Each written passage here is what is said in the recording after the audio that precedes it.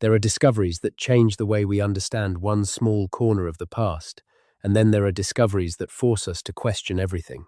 Not just a date on a timeline, not just a new artifact in a museum case, but something so structurally wrong, so completely out of place in the story we thought we knew, that the entire foundation starts to tremble. The sealed chamber found in 1835 is one of those discoveries. And the reason most people have never heard the full story of what was inside it is not an accident. It is a silence that was chosen, maintained, and in some cases enforced. Tonight we are going to walk through every corner of that silence together. We are going to look at what was found, what it meant, who tried to bury it, and why the world is only now beginning to reckon with the weight of what was sealed away all those years ago. If you're watching this to fall asleep, that's exactly why I make these videos. Maybe subscribe and let me know, where are you right now, and what time is it? In the autumn of 1835, somewhere along the eastern edge of what was then the rapidly expanding American frontier, a group of men broke open a chamber that had not been touched in an unknown number of centuries. The exact location has been debated, contested, and in certain institutional records, deliberately obscured. But the accounts that survived, fragmentary and scattered as they are across letters, survey journals, and the private correspondence of a handful of scholars, tell a story that nobody at the time was prepared for. The chamber was not a natural cave. That much was clear from the first moments of entry. The walls had been shaped. The stones had been fitted together with a precision that should not have been possible, given the official understanding of who was living in North America before European contact. The ceiling had been corbelled, meaning each successive layer of stone jutted slightly inward over the one below it, a technique requiring not just knowledge but deliberate engineering.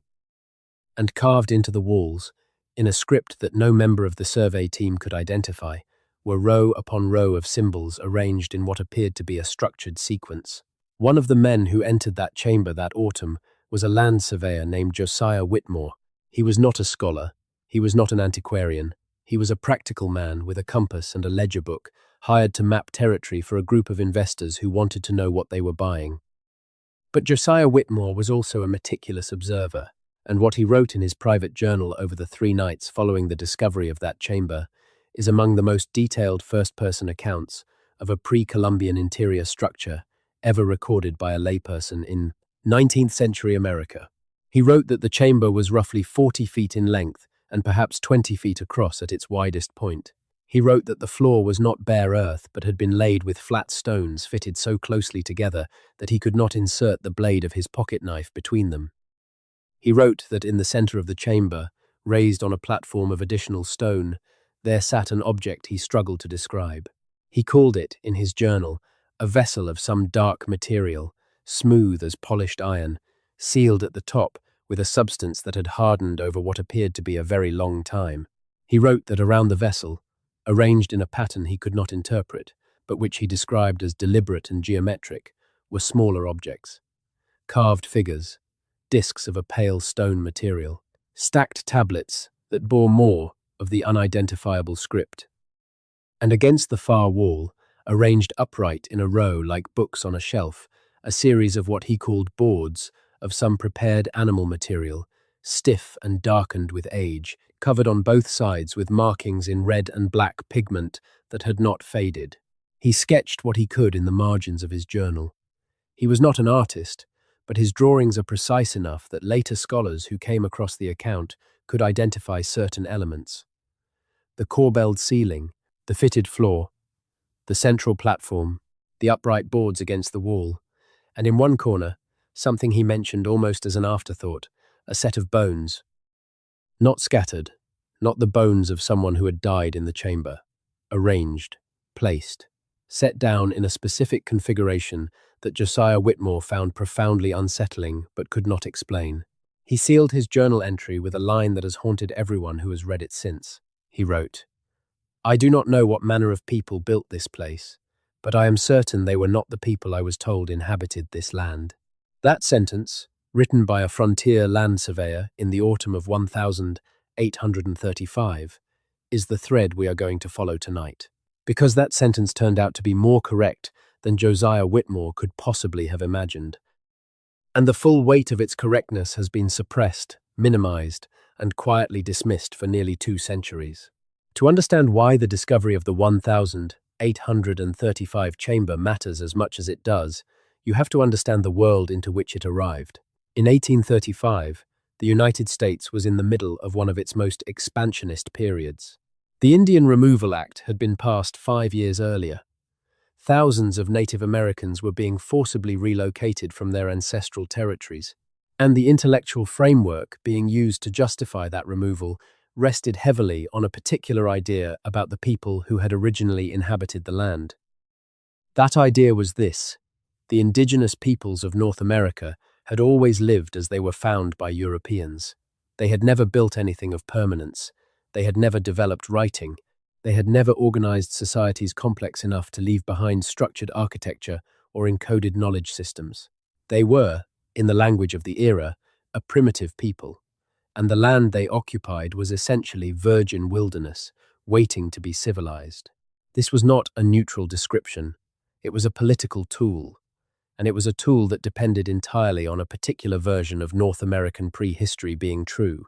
Then someone broke open a chamber that should not have existed. The problem was not just the chamber itself. Chambers could be explained away. Caves with shaped walls had been found before and would be found again, and the official academic establishment of the 19th century had developed a remarkably consistent habit of attributing any impressive pre-Columbian structure in North America to peoples other than the indigenous population. The mound builder myth, which dominated American archaeological thinking through much of the 19th century, held that the extraordinary earthworks found across the Mississippi and Ohio valleys had been built not by Native Americans, but by a lost race of superior beings, sometimes described as white, sometimes as Mediterranean, sometimes as refugees from a sunken continent, but always as something other than the people who were actually there. This was not archaeology. This was politics in the costume of science. But what made the 1835 chamber different from the earthworks, what made it genuinely dangerous to the narrative being maintained, was the script on the walls. Mounds could be attributed to a lost race without too much difficulty, but a writing system was something else. A writing system implied not just organized labor, but organized thought. It implied record-keeping. It implied a literature. It implied a civilizational complexity that the entire moral and political architecture of American expansion had been constructed to deny. And so, what happened next followed a pattern that would repeat itself many times over the coming century and a half. The discovery was noted in a small number of private letters and journals.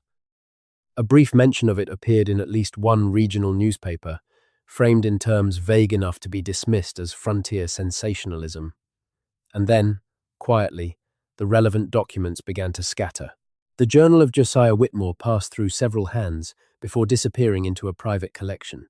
The objects from the chamber, the vessel, the tablets, the upright boards, the carved figures and stone discs were removed from the site by the survey party, and eventually reached the hands of a collector in Philadelphia, whose estate was dispersed at auction after his death in 1861, with no catalogue surviving the dispersal. The chamber itself was sealed again, or so the accounts suggest. And then the land changed hands, and then changed hands again, and the precise location drifted from uncertain to contested to effectively unknown.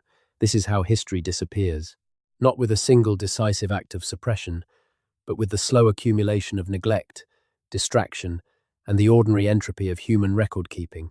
By the time anyone thought to go looking seriously, the trail had gone cold in a dozen different directions simultaneously. But trails do not vanish entirely. They go cold. There is a difference.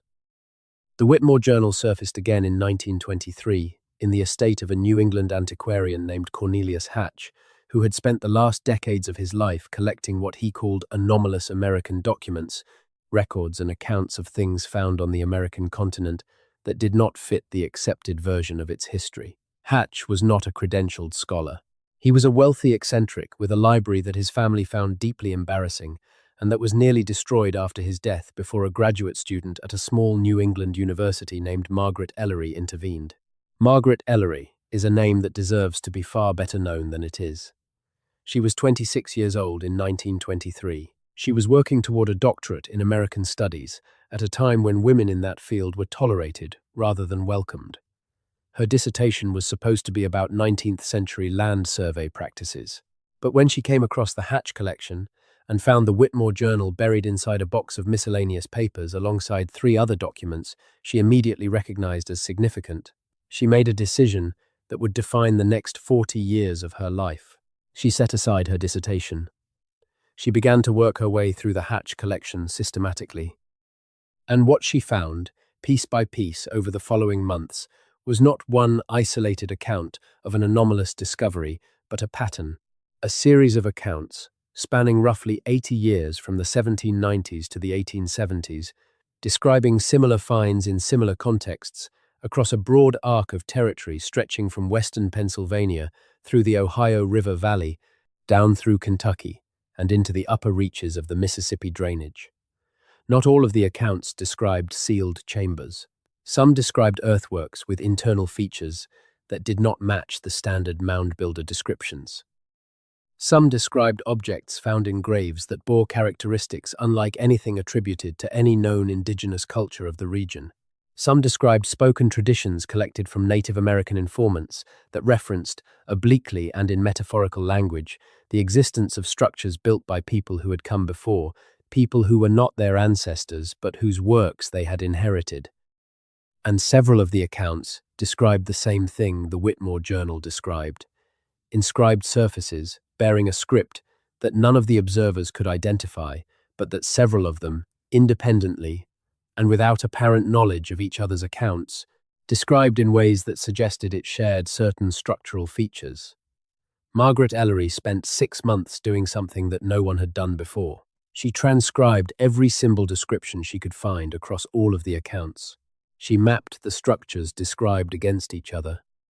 She looked for repeating elements, shared features, the kind of consistency that would indicate not a series of unrelated curiosities, but a coherent material culture. What she found was enough to make her hands shake. The symbols described in the Whitmore Journal, in a surveyor's account from 1803, found in the Hatch collection, in a naturalist's letter from 1841, and in a missionary's report from 1858, that had somehow ended up in a box of discarded church records, were not identical to each other. But they were related. They shared a structural grammar. Certain sign forms appeared repeatedly.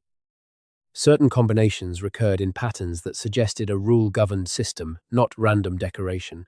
Margaret Ellery was looking at what appeared to be multiple examples of the same writing system, recorded by different observers in different locations across a 70-year span.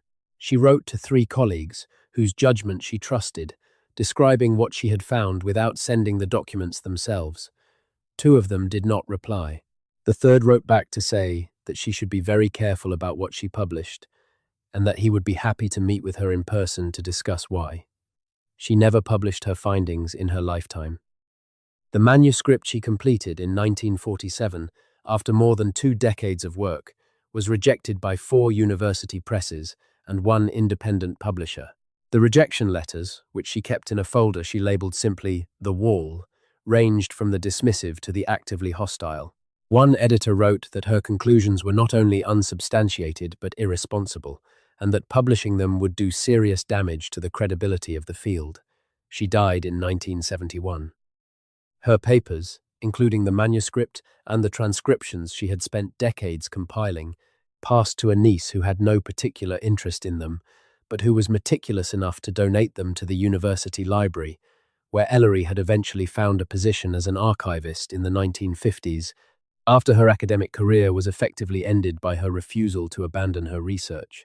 Those papers sat in the library's special collections for 31 years before anyone paid serious attention to them.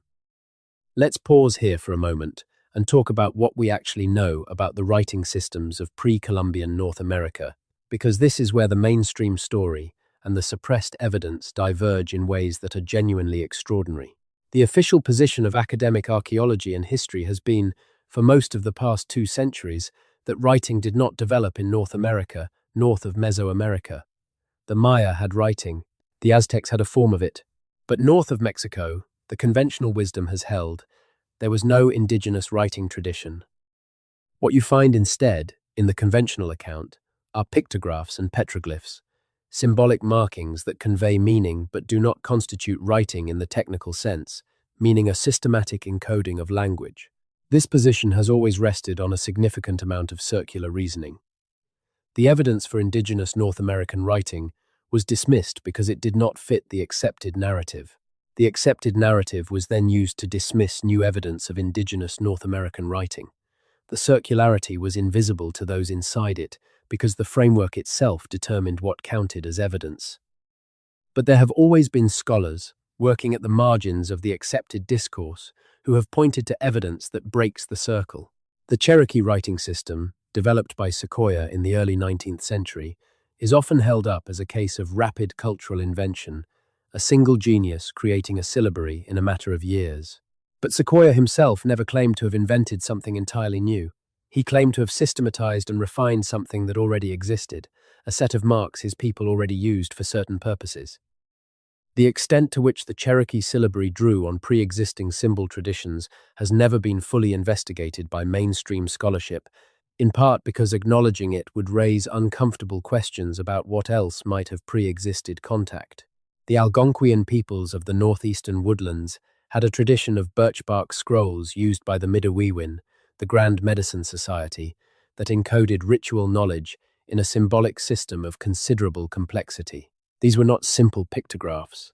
They were structured, rule-governed, and required years of training to read and produce. Scholars who have studied them seriously have consistently noted that they share certain structural features with writing systems found in other parts of the world, features that go beyond coincidence, but that mainstream archaeology has never been willing to follow to their logical conclusion.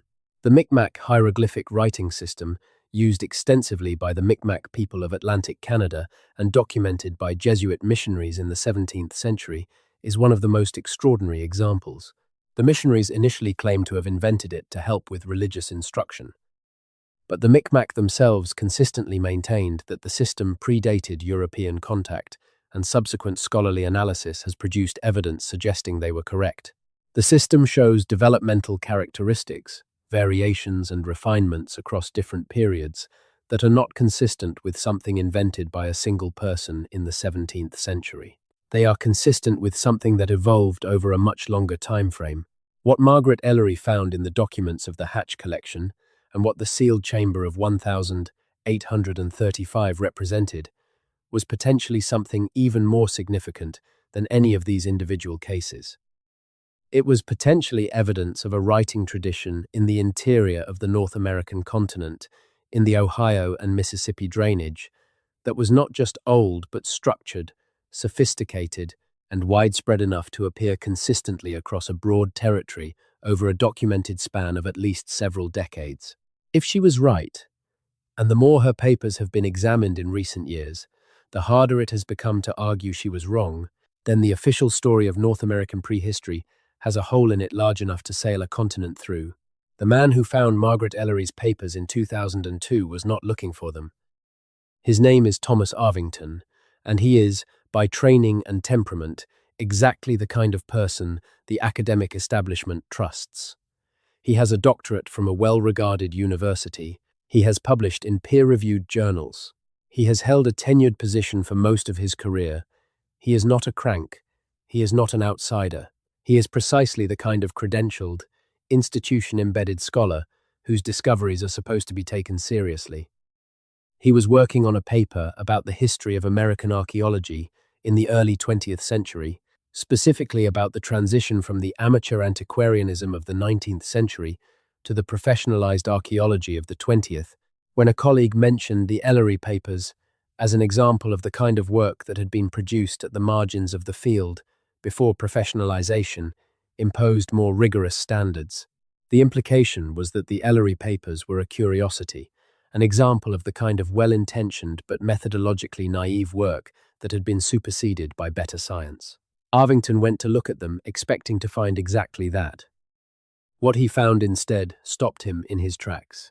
He later described the experience in a lecture he gave at a regional history conference in 2009, a lecture that was not recorded, that received minimal coverage, and that several of his colleagues subsequently told him in private. He should not repeat in a more prominent venue. He said that when he opened the box containing Ellery's transcriptions and began reading her analysis, he had the experience, rare in a scholarly career, of recognizing immediately that he was reading something of genuine importance, not because the conclusions were dramatic, though they were, but because the methodology was sound. Ellery had done exactly what a careful scholar should do.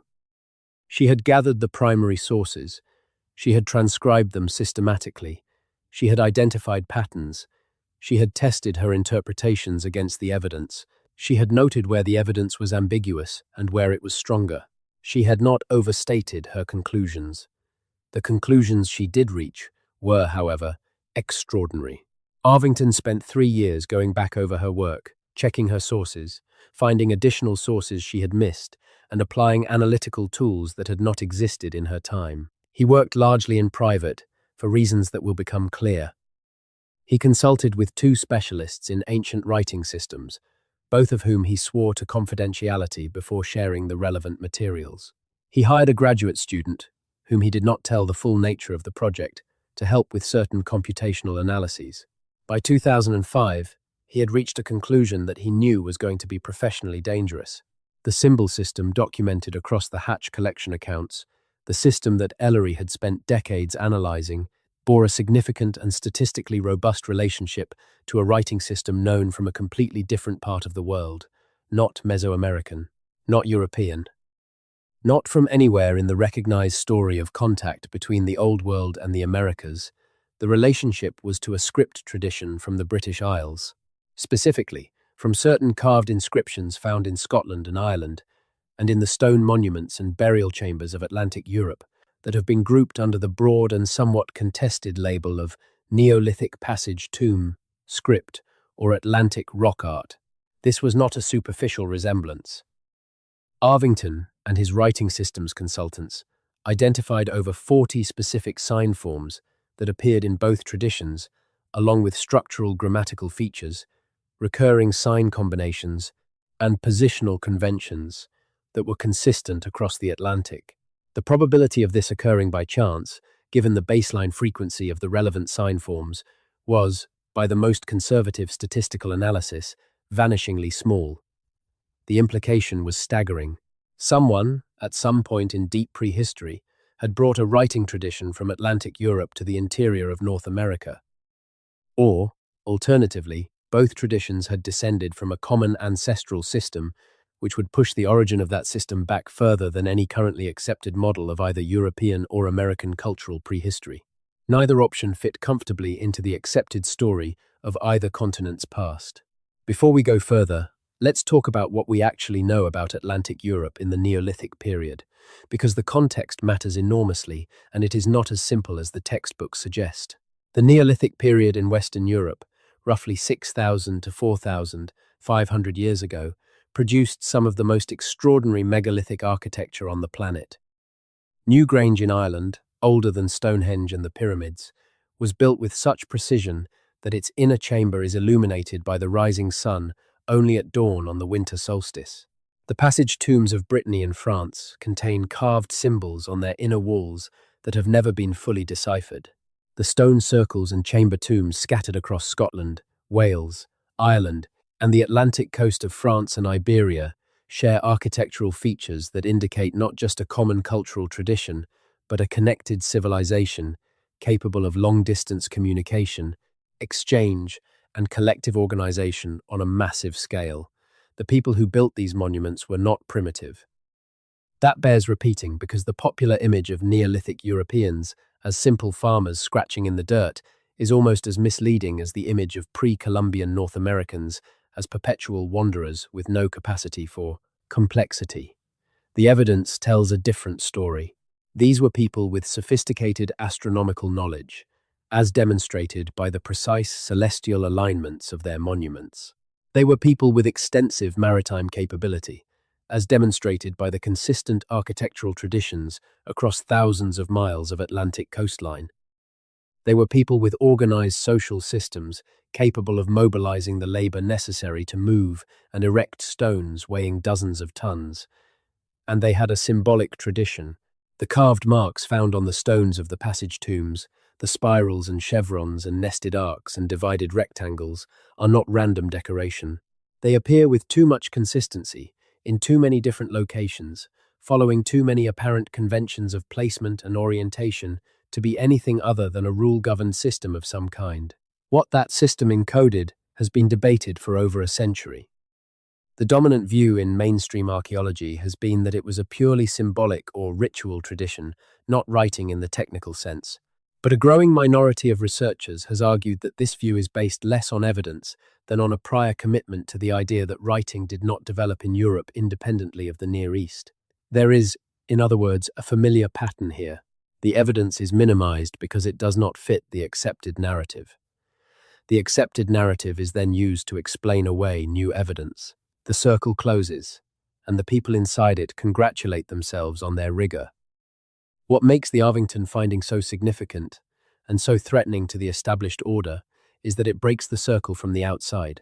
By finding a consistent relationship between the Atlantic European symbol tradition and the North American interior tradition documented in the Hatch collection accounts, Arvington produced evidence that could not be explained as local independent invention. The two traditions were separated by an ocean and, apparently, by considerable time. The only explanations that fit those evidence were contact, common ancestry, or a combination of both.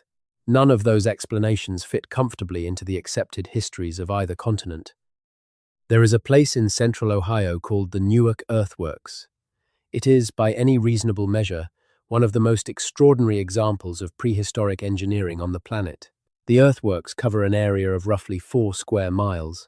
They consist of a series of geometric enclosures, circles and squares and octagons, connected by parallel embankments stretching for miles across the landscape. The central octagon is precisely aligned with the major lunar standstill cycle, an 18.6-year cycle in the movement of the moon across the sky. That is difficult enough to track that most early civilizations never identified it. The people who built Newark not only identified it, they built their central monument to mark it with a precision that modern surveys have confirmed is accurate to within fractions of a degree. Newark was built by the people archaeologists call the Hopewell culture, who flourished in the Ohio River Valley roughly 2,000 years ago. The Hopewell are known for several remarkable achievements. Their trade network was the largest in pre-Columbian North America, drawing materials from the Gulf Coast, the Rocky Mountains, the Great Lakes, and the Atlantic seaboard into a web of exchange that spanned the entire eastern half of the continent. Their mortuary practices were elaborate and precise. Their craft traditions produced objects of exceptional beauty and technical sophistication, and they left behind, in their burial mounds and ceremonial enclosures, a symbolic tradition that has frustrated archaeologists for more than a century. The symbols found on Hopewell objects, engraved on copper plates, painted on pottery, carved into bone and stone, are not the same as the symbols documented in the Hatch collection accounts. But they are not unrelated either. Certain sign forms recur. Certain structural features are shared. The relationship is not one of identity but of kinship, the kind of connection you see between related writing systems or between different periods of the same writing system. The Hopewell flourished 2,000 years ago. The sealed chamber of 1,835 contained materials that, based on the descriptions of their physical condition in the accounts, suggested considerable age, potentially much older than the Hopewell period. If there was a symbolic tradition in the Ohio and Mississippi valleys that predated the Hopewell, and to which the Hopewell were in some sense heirs, that would push the timeline back into a period about which very little is currently known. This is where the story becomes almost dizzyingly complex, and where the multiple threads of suppressed evidence begin to connect to each other in ways that are genuinely difficult to dismiss. In 1838, 3 years after the discovery of the sealed chamber, a man named Caleb Atwater published a paper in the Transactions of the American Antiquarian Society describing a series of inscribed stones he claimed to have encountered in Ohio. Atwater was not a marginal figure. He was a respected amateur archaeologist who had done genuinely important early work documenting the Ohio mounds. His paper was received with what could charitably be described as deep skepticism and what might more accurately be described as immediate and categorical rejection. The inscribed stones he described, he claimed, bore a script that was not Native American, not European, and not Mesoamerican. He could not identify it. He made careful drawings. He attempted to interest other scholars in examining the originals. The originals were, by the time serious attempts were made to examine them, no longer available. Their whereabouts became unclear. They were later attributed by various commentators to various causes: fraud, misidentification of natural markings, Atwater's personal credulity. The rejection was swift, complete, and remarkably uniform across the scholarly community. What strikes a modern reader of the contemporary responses to Atwater's paper is not the skepticism, which is legitimate and appropriate when evaluating unusual claims, but the completeness of the dismissal. Nobody offered a careful alternative explanation for what Atwater had documented. Nobody said, "Here is a natural process that produces these kinds of markings," or "Here is a known practice that accounts for these features." The dismissal was categorical.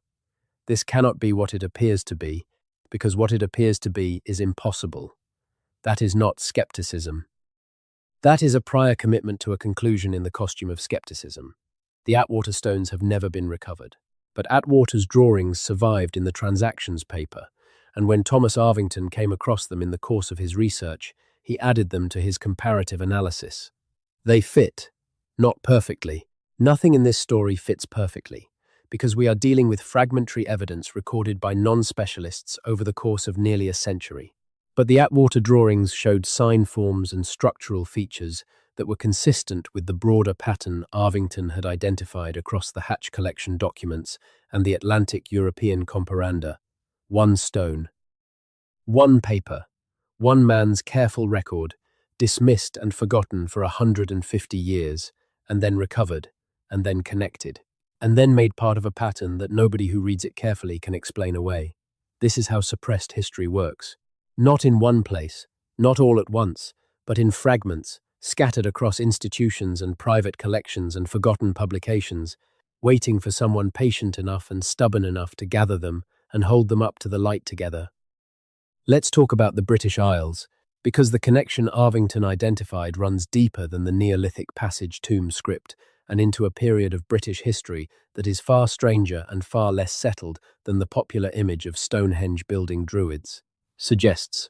The period in British prehistory from roughly 3,500 BCE to 1,500 BCE, what archaeologists call the Neolithic and Early Bronze Age, was one of the most dynamic and consequential periods in the human history of the North Atlantic.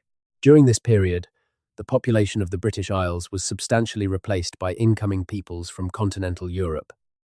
The genetic evidence for this is now unambiguous.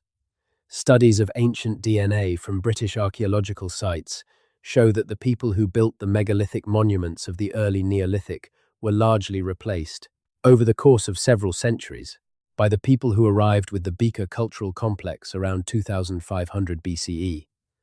This was not a gradual cultural exchange. It was a near-total population replacement in some regions. The people who had built Stonehenge, Newgrange, the Orkney monuments, the great passage tombs of Ireland and Scotland, the stone circles and cursuses and long barrows that dot the Atlantic landscape of Western Europe, those people were largely gone within a few hundred years of the Beaker arrival, leaving their monuments behind, but not, apparently, their traditions, or not all of them. There is a tradition in the ethnography of Atlantic Celtic peoples, recorded in various forms across Ireland, Scotland, Wales, Brittany, and the Basque Country, of an older people who preceded the ancestors of the current inhabitants. They are called by different names in different traditions. In Irish mythology, they are the Fomorians, described as a people of the sea, ancient and powerful, who were present before the divine races arrived. In Scottish Highland tradition, they are sometimes called the people of the hills, or the older folk, builders of the landscape features that predate anything the Gaelic-speaking peoples themselves built. Scholars have consistently read these traditions as mythology, as the inevitable tendency of any people to imagine a race of giants or supernatural beings to account for the impressive ruins they found when they arrived. And that reading is probably partly correct. But traditions, this widespread and this consistent across unconnected cultures, often have a historical kernel. The Fomori of Irish myth, the older folk of Scottish tradition, the ancient ones of Breton legend, may preserve a genuine cultural memory of the Neolithic peoples who preceded the Bronze Age arrivals, the people who built the great monuments and who left behind the carved symbols that have never been convincingly decoded. Some of those people, or their descendants, or their cultural heirs, may have gone to sea. The Atlantic was not an impassable barrier in the Neolithic period. We know this with certainty. The movement of cultural practices, architectural traditions, and material goods across the Atlantic fringe of Europe, from Iberia to the British Isles and then to Scandinavia, is well documented and was accomplished by people who clearly had substantial maritime capability. The question is not whether these people could cross significant stretches of open water. They demonstrably could. The question is how far they went, and in what direction, and what they brought with them. This is where the academic establishment draws a line that it defends with considerable force. The crossing of the Atlantic to the Americas, the narrative holds, did not happen before Columbus. Evidence for pre-Columbian transatlantic contact is evaluated not on its merits, but against a prior commitment to the conclusion that such contact did not occur, could not have occurred, and that any evidence suggesting otherwise must be the result of misidentification, fraud, or wishful thinking. The line is defended fiercely, because what lies on the other side of it is not just a revision of one chapter of history, but a fundamental restructuring of our understanding of human civilization. Consider the evidence that has accumulated over the past century for pre-Columbian transatlantic contact, setting aside the more spectacular claims and focusing on the material that has been most rigorously documented. The Back Creek stone, found in a burial mound in Tennessee in 1889 by Smithsonian archaeologist John W. Emmett, bears an inscription that was initially identified as Cherokee characters written upside down. In 1970, scholar Cyrus Gordon re-examined the inscription and identified it as 1st century Hebrew written in the Paleo-Hebrew script. The stone has been subjected to every conceivable form of attack since then, and while no definitive proof of its authenticity has emerged, no definitive proof of fraud has emerged either. The context of its discovery, carefully documented by a professional archaeologist as part of a systematic survey, is difficult to account for if the stone is a later plant. The Los Lunas Decalogue stone in New Mexico bears a lengthy inscription in ancient Hebrew that has been attributed to everything from a 19th century hoax to a genuine ancient artifact. The inscription sits in a location that would have been extraordinarily difficult to reach and access for a 19th century fraudster. The patina on the carved letters is consistent with considerable age. Several scholars who have examined it closely have concluded that it is genuine. Several others have dismissed it without what would be recognizable as a thorough examination. The debate has never been resolved because the institutional will to resolve it does not exist. The Grave Creek stone, found in a burial mound in West Virginia in 1838, bore an inscription that was attributed at the time to various ancient scripts, including Etruscan, Punic, and Celtiberian. It disappeared from its institutional home in the late 19th century and has not been seen since. The drawings made of it before its disappearance have been analyzed many times, with varying conclusions. What is consistent across most of the serious analyses is that the inscription was not random, that it showed structural features consistent with a rule-governed system, and that the specific sign forms used bore relationships to scripts of the ancient Mediterranean world that cannot be entirely dismissed. These are not the only examples. They are the most famous, the most documented, and the most persistently contested. Behind them lies a longer tail of less celebrated finds, described in obscure publications and private correspondence that tell the same story in smaller and less dramatic form. The sealed chamber of 1835 belongs to this tale. It is not the most dramatic example of anomalous pre-Columbian evidence. It is not the best documented, but it is arguably the most coherent, because the Hatch collection accounts that Margaret Ellery brought together in the 1920s and 1930s provide a pattern of consistent documentation across time and space that individual finds cannot match. And it connects, through the work Thomas Arvington did in the early 2000s, to evidence from the other side of the Atlantic in a way that suggests something far larger than a single anomalous chamber. Let's talk about the Orkney Islands, because what has been found there in the past 3 decades is directly relevant to this story in ways that have not been widely connected in public discussion. The Orkney Islands lie off the northern tip of Scotland, in the waters where the North Sea meets the Atlantic. They are bleak and windswept and extraordinarily rich in prehistoric remains.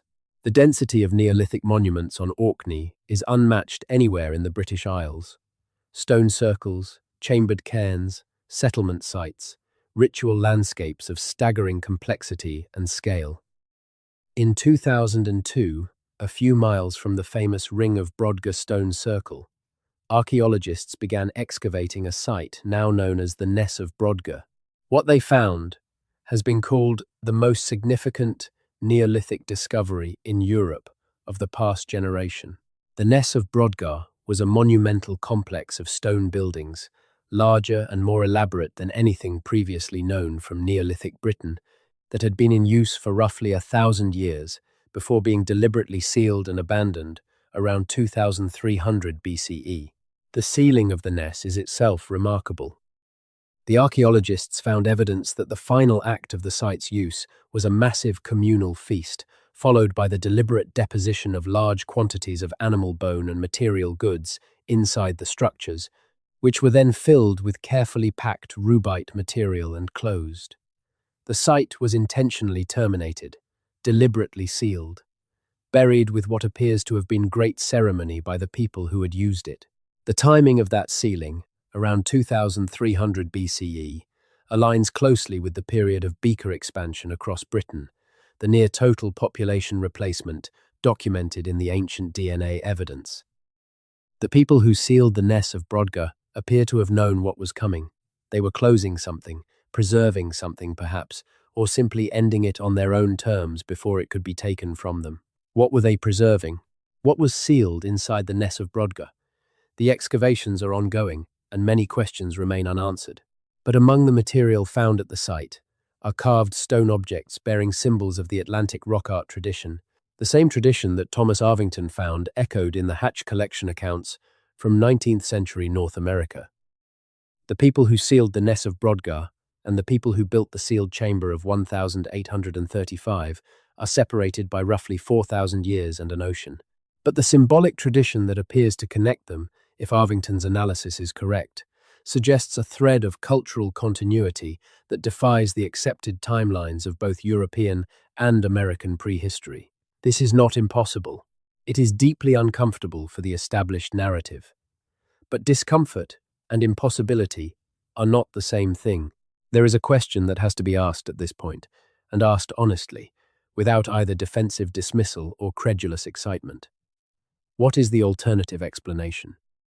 If the relationship between the Atlantic European symbol tradition and the North American interior tradition documented in the Hatch collection accounts is not the result of contact or common ancestry, what is it the result of?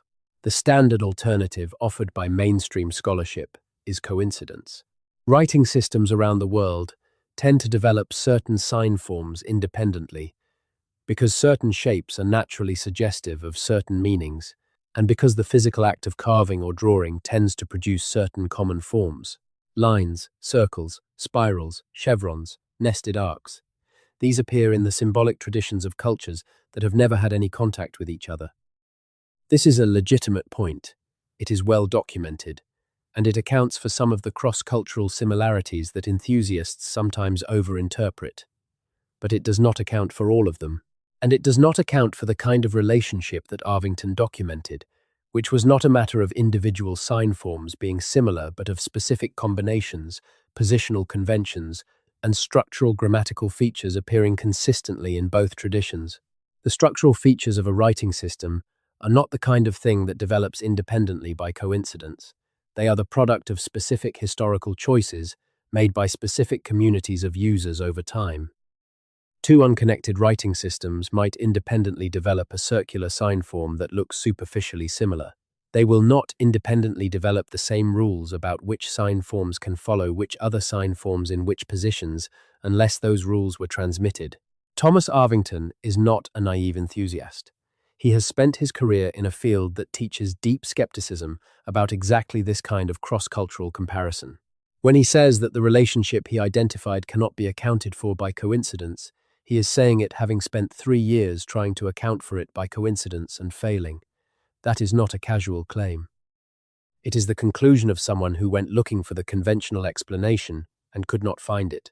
We need to talk about what the symbol system might have been encoding, because this is where the story moves from the archaeological to the genuinely mysterious, in the most literal sense of that word. The oral traditions of many indigenous peoples of the eastern woodlands contain references to a knowledge that was once held and has been partially or wholly lost. Not the ordinary knowledge of hunting and planting and surviving. Something older, more technical, harder to characterize. Knowledge about the land itself, about cycles of time, about relationships between human communities and the broader natural world, that was encoded in forms not everyone could access. The Midewiwin, the Grand Medicine Society of the Algonquian-speaking peoples, preserved their ritual knowledge on birchbark scrolls that only initiates could read. The levels of initiation were numerous, and the knowledge at each level was different from what came before it.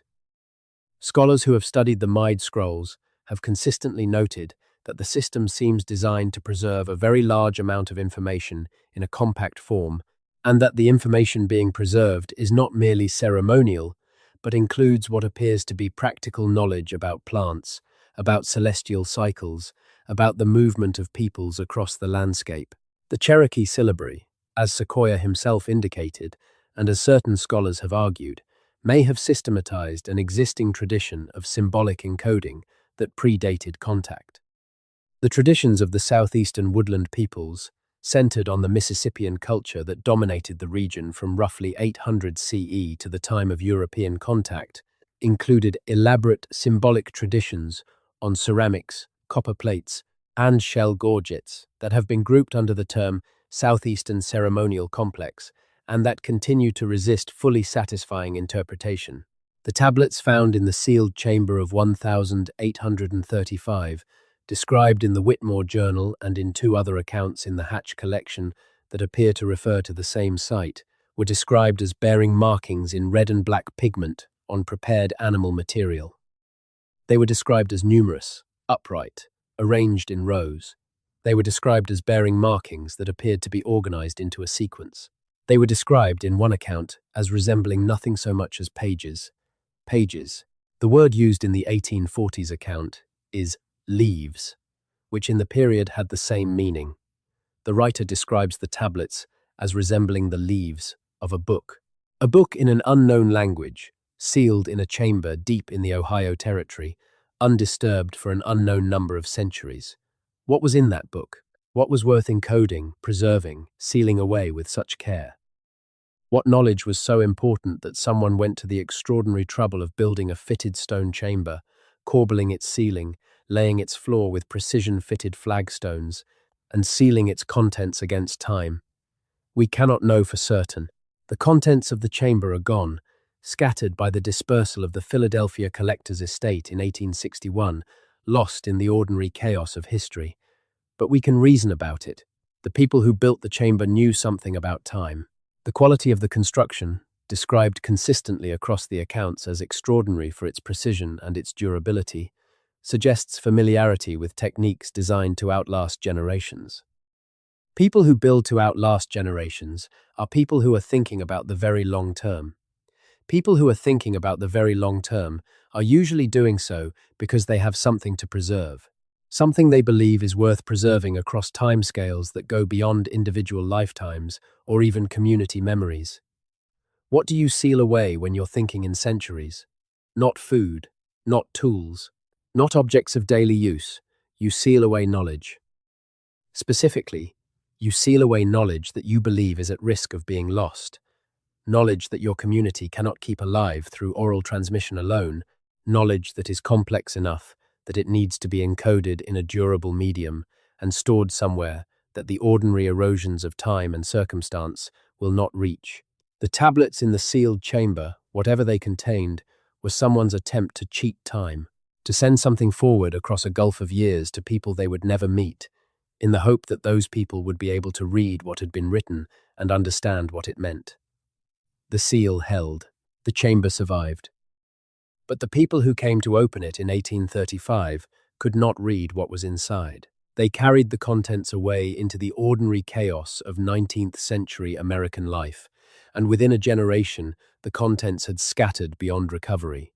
The message was preserved across centuries, only to be lost in decades. There is a man named Donald Rafferty who lives in County Clare, Ireland, and who has spent the past 30 years documenting what he calls the speaking stones of the west of Ireland. He is not an academic. He is a farmer's son who grew up with a grandfather who told him that the carved marks on the stones of the local field walls and the ancient monuments that dot the limestone landscape of the Burren were not decorations. They were words, or something like words, a way of saying things that went beyond what voice and gesture could carry. Rafferty's grandfather had a partial memory of what certain marks meant, passed down from his own grandfather and grandmother, who had their own partial memories reaching further back. The tradition, by the time it reached Rafferty himself, was fragmentary to the point of near uselessness as a decipherment tool, but Rafferty did not dismiss it.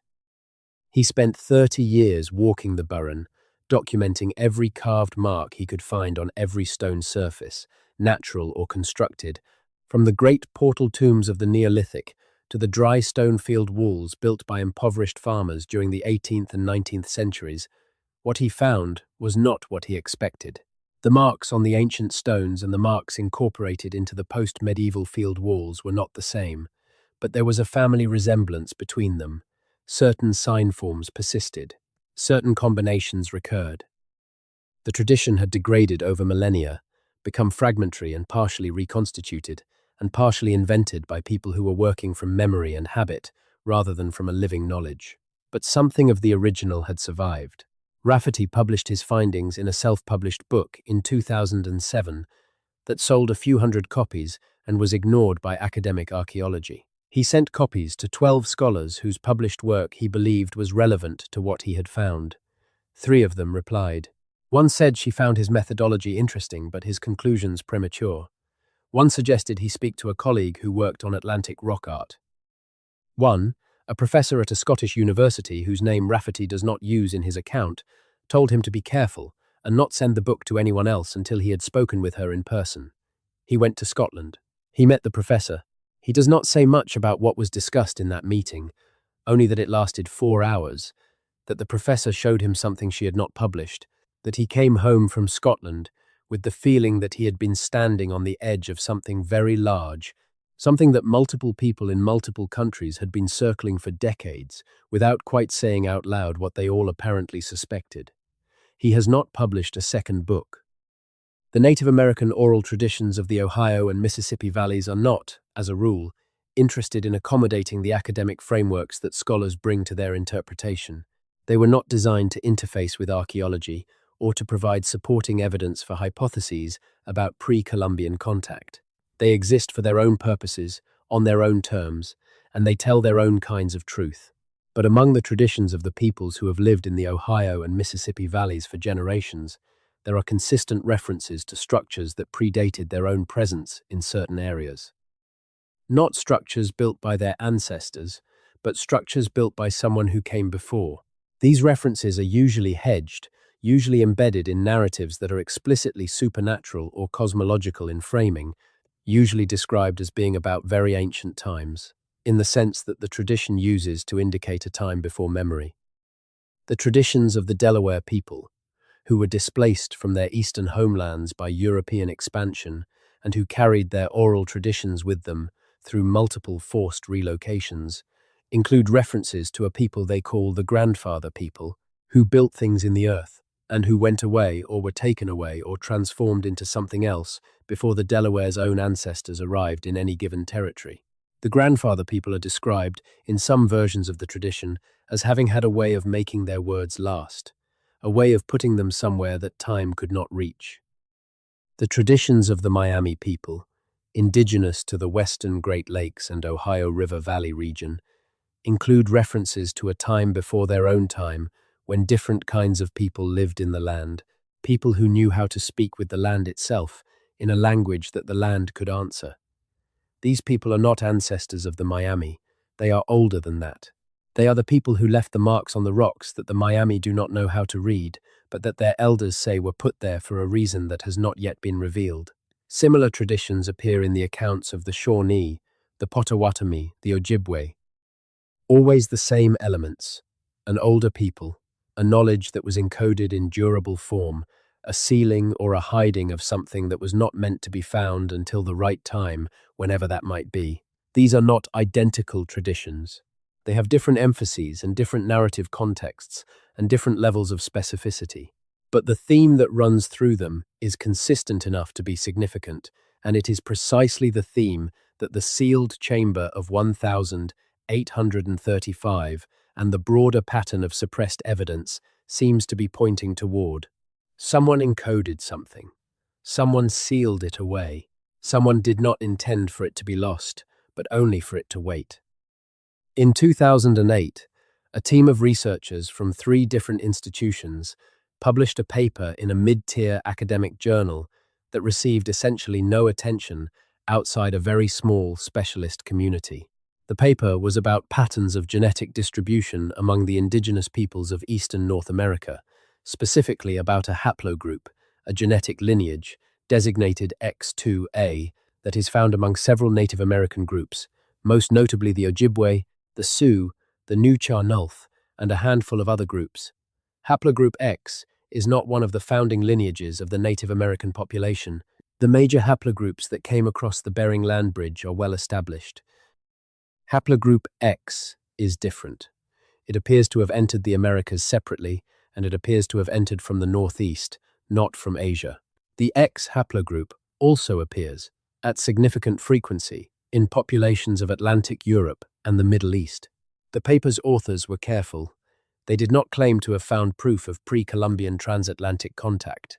They presented the data, discussed the alternative explanations, including back migration from Asia, through a route that would have preserved the Atlantic distribution pattern, and concluded that the question required further investigation. What they did not say, but what the data clearly implies, is that at some point in prehistory, people carrying the X haplogroup moved from Atlantic Europe to the interior of North America, establishing themselves in communities that subsequently developed along with and intermarried into the broader Native American population, without overwhelming it genetically, but leaving a detectable trace. When did this happen? The molecular clock estimates give a wide range, but the central estimates cluster around a period between 15,000 and 10,000 years ago, which is consistent with the very earliest period of human habitation of the Americas. This would make the X haplogroup founders not a historical contact event, but a founding population present in the Americas from the very beginning of human habitation, arriving not from Asia, but from the Atlantic.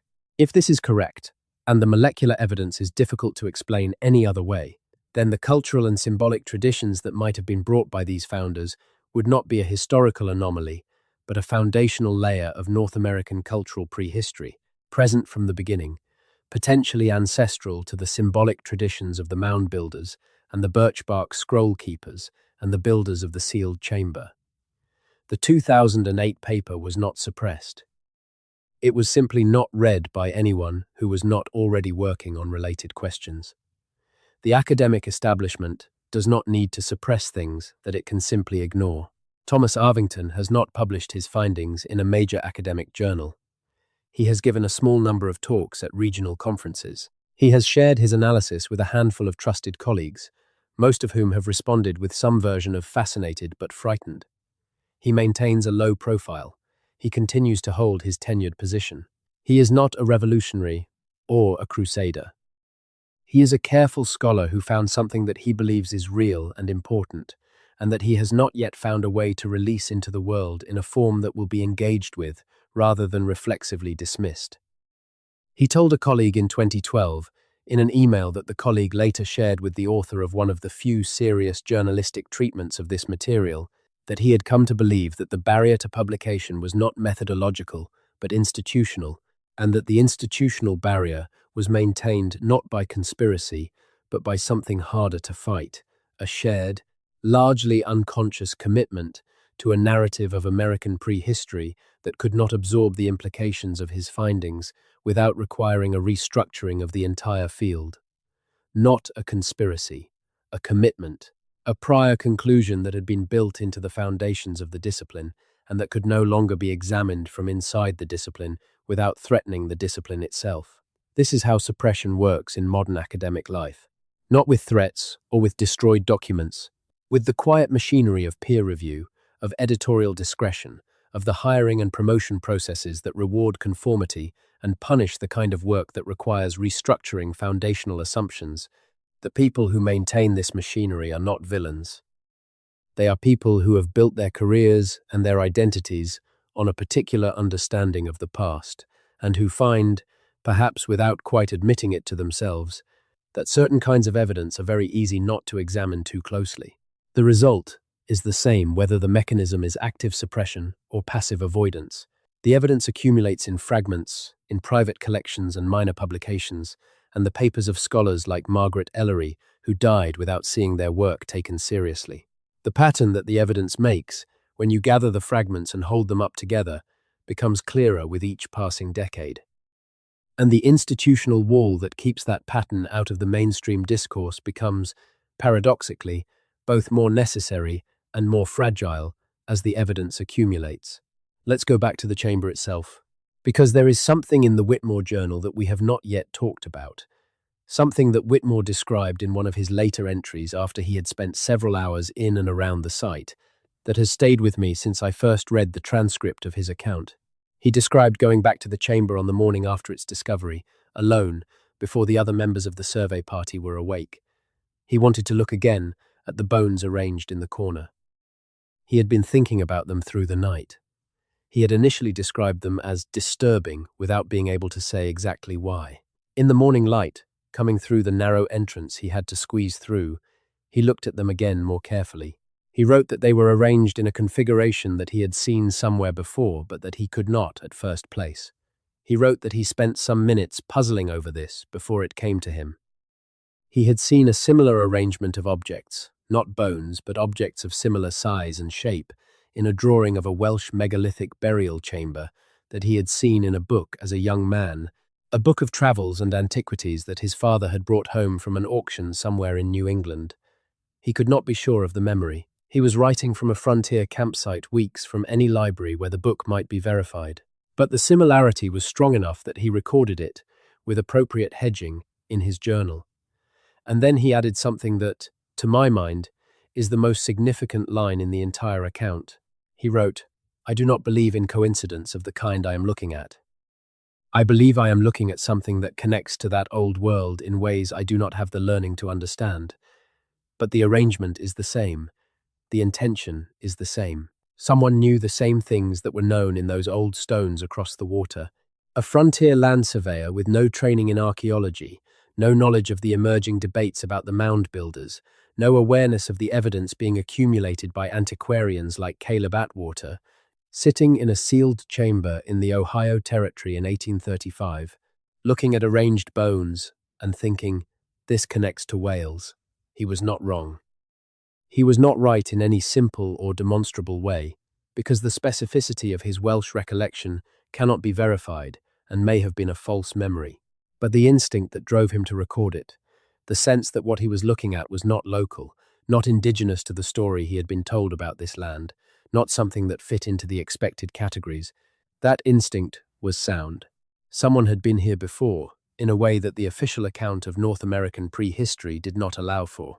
The Newark earthworks, which we mentioned earlier, have a specific feature that deserves closer attention than it usually receives.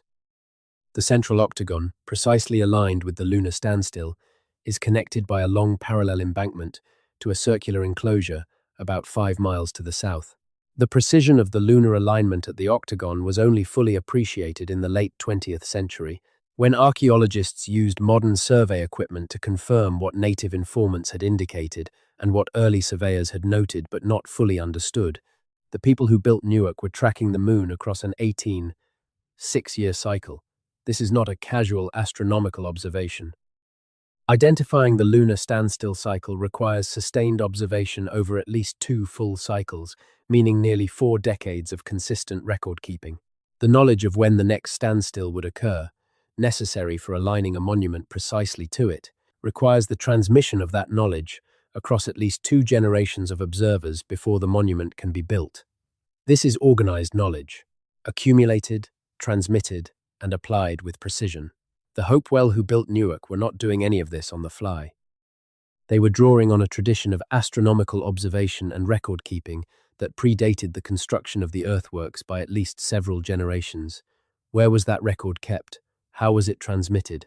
The oral tradition, to be sure, but oral transmission of precise astronomical data over multiple generations is genuinely difficult, without some form of notation.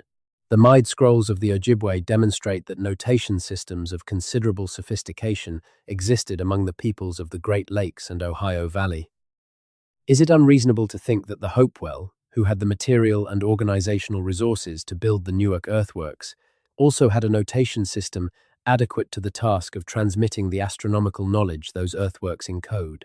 If they did, that notation system has not been found in any form that mainstream scholarship has been willing to acknowledge, but it may be precisely what the tablets in the sealed chamber of 1835 contained. Not a history, not a narrative, but data, astronomical records, the accumulated observations of generations of watchers, encoded in a script that the surveyors of 1835 could not read, and that has not since been recovered. The sealed chamber was not a tomb, it was a library. Specifically, it was an astronomical library, a record of celestial observation kept in a form designed to outlast the people who made the observations. This is speculation, but it is not wild speculation. It follows from the physical description of the chamber's contents, from the context of the broader Hopewell culture's documented interest in astronomical precision, and from the patterns of other sealed and preserved knowledge caches traced in analogous contexts in other parts of the world. Libraries get sealed when the people who maintain them are under threat.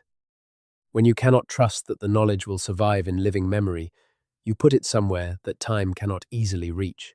In 1843, a Cherokee scholar named Sequoyah, already old by then, set out on a journey to Mexico.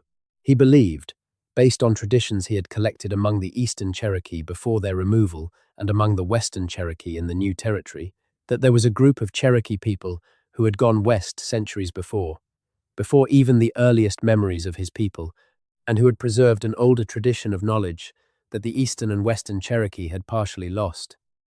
He died in Mexico in 1843, probably in the state of Tamaulipas, under circumstances that have never been clearly established. He never returned. He never published any account of what he had found, if he found anything. His journey was noted in Cherokee and American newspapers at the time, and then largely forgotten.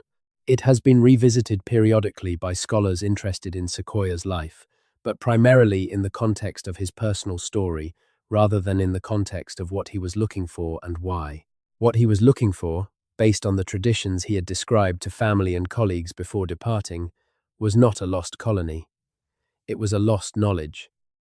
Specifically, it was a way of keeping words, a way of making marks that meant something that had existed among the Cherokee's more distant ancestors, and that had been partially recovered and systematized by Sequoyah himself in the creation of the syllabary. But that the syllabary was only an approximation of, a reconstruction of something he had not been able to fully remember. He believed the original thing still existed somewhere to the west. He died looking for it.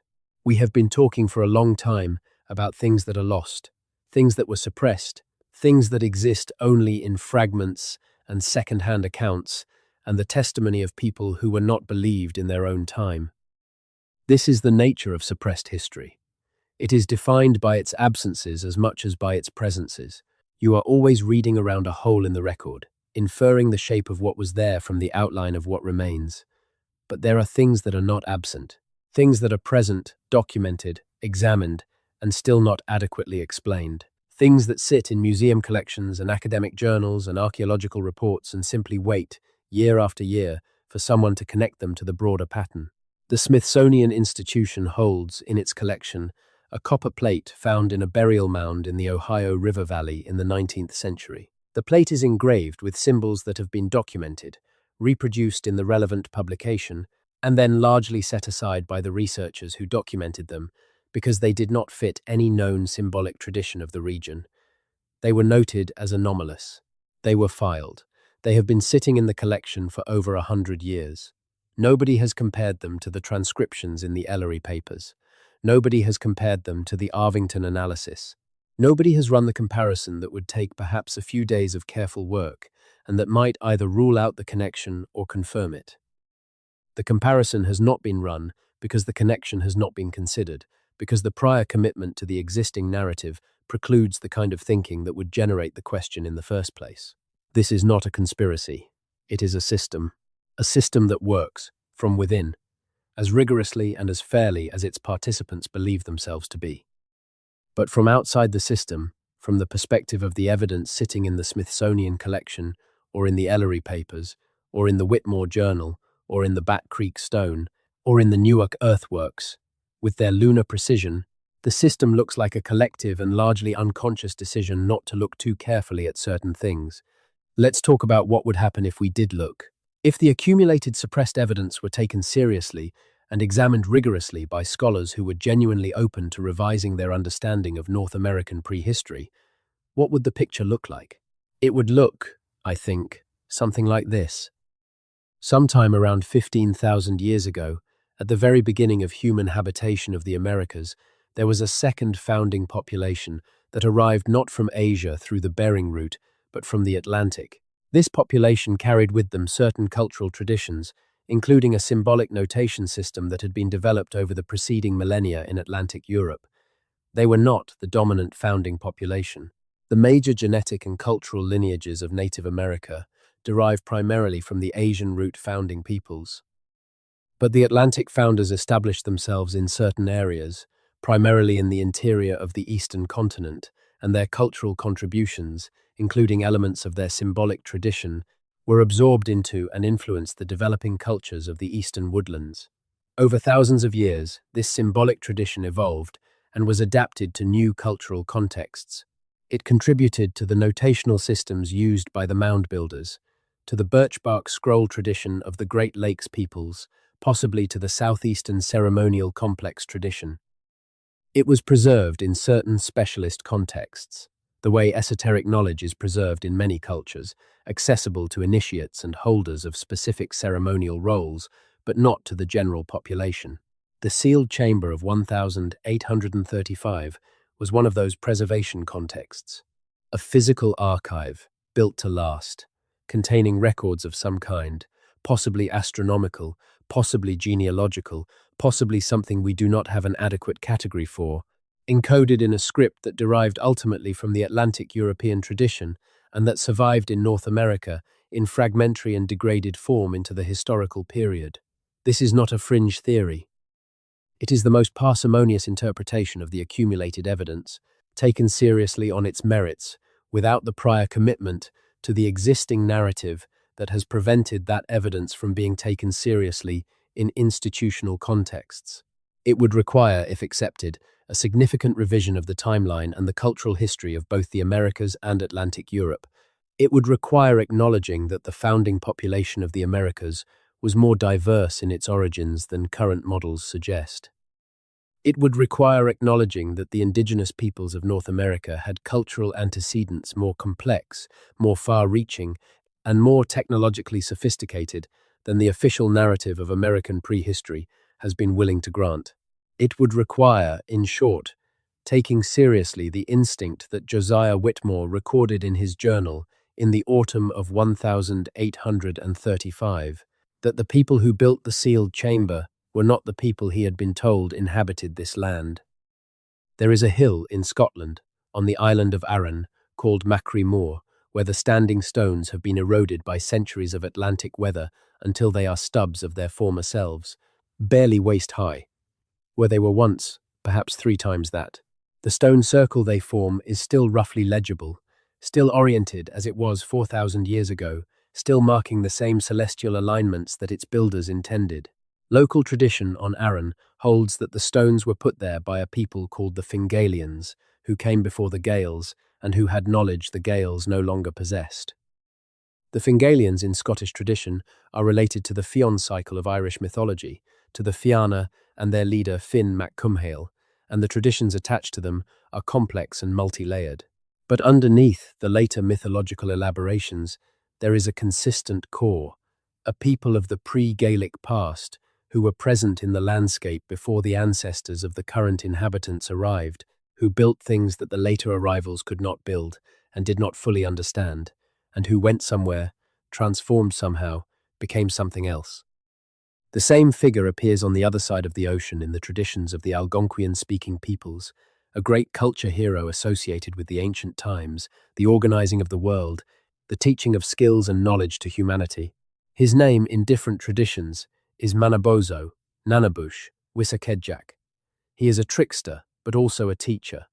He is associated with the deep past, with the time when things were being established. And in some versions of his story, he is associated with the encoding of knowledge, with the practice of putting words in places where they can be found by those who come later. The same figure, the same function, an impossible ocean apart. Coincidence? Always, the defender of the existing narrative falls back on coincidence. And sometimes, coincidence is the right answer. But there is a threshold beyond which invoking coincidence becomes its own kind of irrationality, its own kind of refusal to follow the evidence where it leads. We have been past that threshold for some time. Margaret Ellery died in 1971 without seeing her work taken seriously. She was 83 years old. She had spent 40 years on the question of the North American interior symbol tradition and the connections she believed it represented. She had seen her manuscript rejected, her methods questioned, and her conclusions dismissed by people who had not examined her evidence as carefully as she had. She did not despair. She was not that kind of person. What she was patient. She believed the evidence was strong enough to wait. She believed that eventually someone with the right combination of skills and timing and courage would come along and do what needed to be done with it. She had a phrase she used in her correspondence when colleagues asked her why she persisted. She said, "The stones don't care how long they wait. The stones don't care how long they wait." The sealed chamber of 1,835, wherever it is, if it is still findable under layers of accumulated soil, and the altered landscape of 2 centuries of agricultural and suburban development, has been waiting since 1835. The tablets that were removed from it and scattered to the dispersal winds of the 19th century may still exist in some form, in some attic or basement, or uncatalogued corner of some private collection, waiting to be recognized. The pattern that Margaret Ellery identified across the Hatch collection documents has been waiting in the University Library's special collections since 1971, most of it waiting since Ellery herself deposited her papers. The analysis that Thomas Arvington completed in 2005 has been waiting in his office files, shared with a handful of people, for nearly 20 years. The X haplogroup data has been in the published literature since the early 2000s, waiting for someone to connect it to the cultural evidence. The Ness of Brodgar has been waiting under Orkney soil for 4,000 years. Everything waits. The stones don't care how long. There is one more thread to pull, and it is the most recent, and in some ways the most significant. In 2019, a team of archaeologists working in Cahokia, the enormous pre-Columbian city that once stood at the confluence of the Missouri and Mississippi rivers near present-day St. Louis, published preliminary findings from a new excavation of one of the site's central precincts. Cahokia, at its peak, around 1100 CE, was one of the largest cities in the world. Its population exceeded that of contemporary London. Its central mound, Monk's Mound, is the largest prehistoric earthwork in North America, containing more material than the Great Pyramid of Giza. Cahokia was abandoned around 1350 CE, more than a century before European contact. The reasons for its abandonment are debated. Climate change, resource depletion, political fragmentation, epidemic disease, migration, all have been proposed. What is not debated is that when the first Europeans arrived in the Mississippi Valley, they found a large abandoned city that the contemporary native peoples of the region did not build. and did not know the history of. The 2019 excavation was in a precinct that had been identified as ceremonially significant since the earliest archaeological work at Cahokia. What the team found, in a deposit sealed beneath a layer of deliberate infill dating to the city's abandonment, was a cache of objects that included, among other things, a series of inscribed tablets of fired clay. The tablets were small, roughly the size of a hand. They were inscribed on both sides with markings that the excavating team described as unlike any known Cahokian or Mississippian symbol tradition. The markings were regular, repeated, organized in what appeared to be rows. The preliminary findings were published in a small circulation archaeological bulletin. They noted the tablets as anomalous and flagged them for further study. That further study has not yet been published. When one of the excavating team's members was asked about the tablets at a conference in 2021, she said they were being analyzed, and that she hoped to have something to say about them soon. She has not yet said it. The tablets are being held at a university laboratory. They are being analyzed. Someone is looking at them very carefully, and someone, presumably, is thinking about what to do with what they find. The last thread in this story has not yet been pulled. It is there, waiting, like everything else in this account, like the Whitmore Journal, like the Ellery Papers, like the Arvington Analysis, like the sealed chamber itself, waiting. The stones don't care how long they wait. What does it mean for us, sitting here in the 21st century, to know that this story exists? To know that the sealed chamber of 1835 was real, that what it contained pointed toward a history of the North American continent that is older, more complex, and more connected to the wider human story than the official narrative has been willing to admit. It means, first, that we should be genuinely humble about what we know. The history of the world is not the history of what has been written down by literate civilizations and preserved in institutions that decided it was worth preserving. It is the history of everything that happened, most of which has not been written down, or has been written in scripts that have not been recovered, or has been written in materials that did not survive, or has been written and then actively suppressed because its implications were inconvenient for the people controlling the institutions that decided what mattered. The suppression of the 1835 chamber and the broader pattern of anomalous pre-Columbian evidence is not unique. It is not even particularly unusual. It is one instance of a general pattern that runs through the history of how human societies manage knowledge that challenges their foundational assumptions. The Earth was not the center of the universe. Continents move, species evolve. Human prehistory is far older, far more complex, and far more global than the civilizations that wrote the history books were comfortable acknowledging. Each of these revisions was resisted. Each of them was initially suppressed, marginalized, dismissed, and then eventually accepted when the evidence became too overwhelming, and the generation of scholars committed to the old framework had been replaced by scholars who had grown up with the new evidence. We are in the middle of that process right now, with North American prehistory. The evidence is there. The scholars are doing the work, quietly and often at considerable personal cost. The framework is beginning to strain under the weight of what it is being asked to contain. The sealed chamber of 1835 is part of that weight. A small part, perhaps. One thread among many. But threads connect to other threads, and eventually you are not looking at threads anymore. You are looking at a tapestry. And the tapestry that is taking shape across all of the suppressed and marginalized and quietly filed away evidence of the past 2 centuries is not a picture of a primitive continent waiting to be discovered by Europeans. It is a picture of a world that was already ancient when Europe was young. A world with its own traditions of knowledge and preservation and celestial observation and architectural precision. A world connected, perhaps, to the larger human story, in ways that the age of European expansion found it deeply inconvenient to acknowledge, and that the academic disciplines that inherited the framework of that expansion have been slow to revise. The people who built the sealed chamber were real. They were not primitive. They were not mysterious in the pejorative sense of that word, the sense that means inexplicable or beyond understanding. They were human beings who had knowledge they considered worth preserving and who went to extraordinary lengths to preserve it. They failed, ultimately, because the world changed faster than their preservation could account for, and the contents of the chamber ended up in the hands of people who could not read them and did not understand what they had. But they did not entirely fail.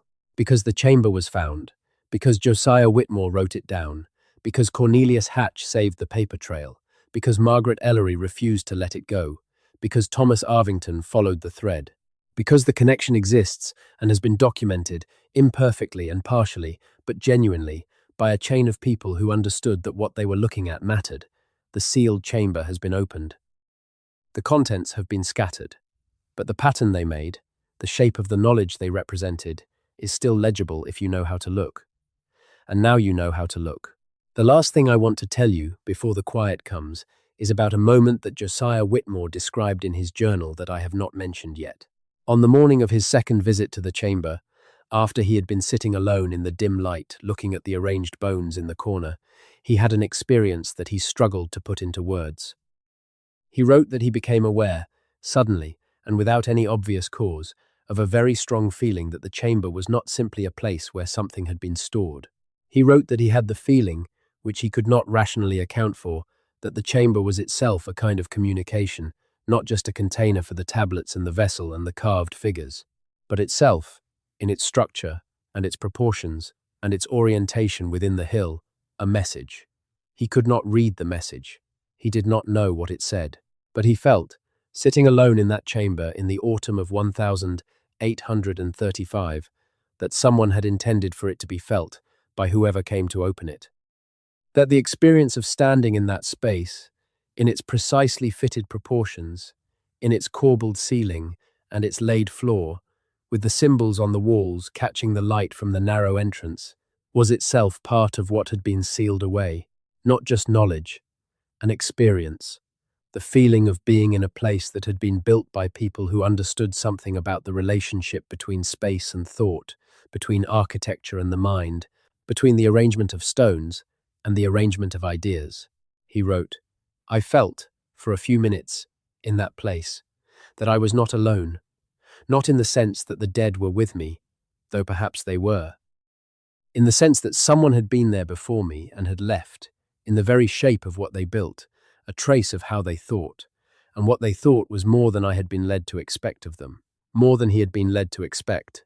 That sentence is the one I keep coming back to, because it is the sentence that holds the entire story together.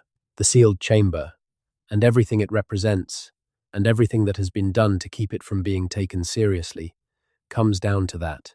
The people who built it were more than they were led to expect. More complex, more sophisticated, more connected to the broader human story, more interested in the long arc of time and knowledge and preservation. The narrative that suppressed the evidence of the sealed chamber was built on the premise that the people of pre-Columbian North America were less than they were, less capable, less complex, less deserving of serious historical attention.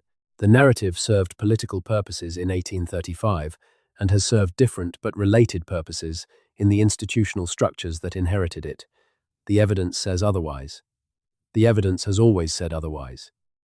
The sealed chamber said otherwise in 1835, to a man who was not equipped to understand fully what he was seeing, but who had the intelligence and the integrity to write it down honestly. The stones don't care how long they wait, but the people who built them were people, fully and completely, with knowledge and intention and the desire to be understood by whoever came after. And we are coming after, slowly and imperfectly, and later than they probably hoped. But we are coming. As the night settles in around you, and the world outside gets quieter, think about what it means to be the latest link in a chain that stretches back further than history can reach. You carry in your body the genetic signatures of founding populations, whose roots to wherever you are now were stranger and more complex than any textbook has told you. You live in a landscape shaped by people whose presence in it is older and more layered than the history taught in schools acknowledges. You exist at the end of a thread of knowledge, and loss, and recovery that began before writing and will continue after the institutions that currently manage what counts as knowledge have been replaced by whatever comes next. The sealed chamber of 1835 is one node in that thread, a small, physical, extraordinary node. A room built to keep something safe across time, only partially successful in its purpose, found by an unlikely man who wrote it down honestly, then lost again in the ordinary chaos of history, then partially recovered by a woman who refused to let it go, then connected to a larger pattern by a careful scholar who found it too important and too dangerous to publish. The pattern is there. The stones are there. The Ness of Brodgar is still being excavated, still giving up its secrets. The Cahokia tablets are being analyzed in a university laboratory somewhere. The Ellery papers are in a university archive, waiting. And somewhere, in a landscape that has changed beyond recognition in 2 centuries, the sealed chamber itself may still be there.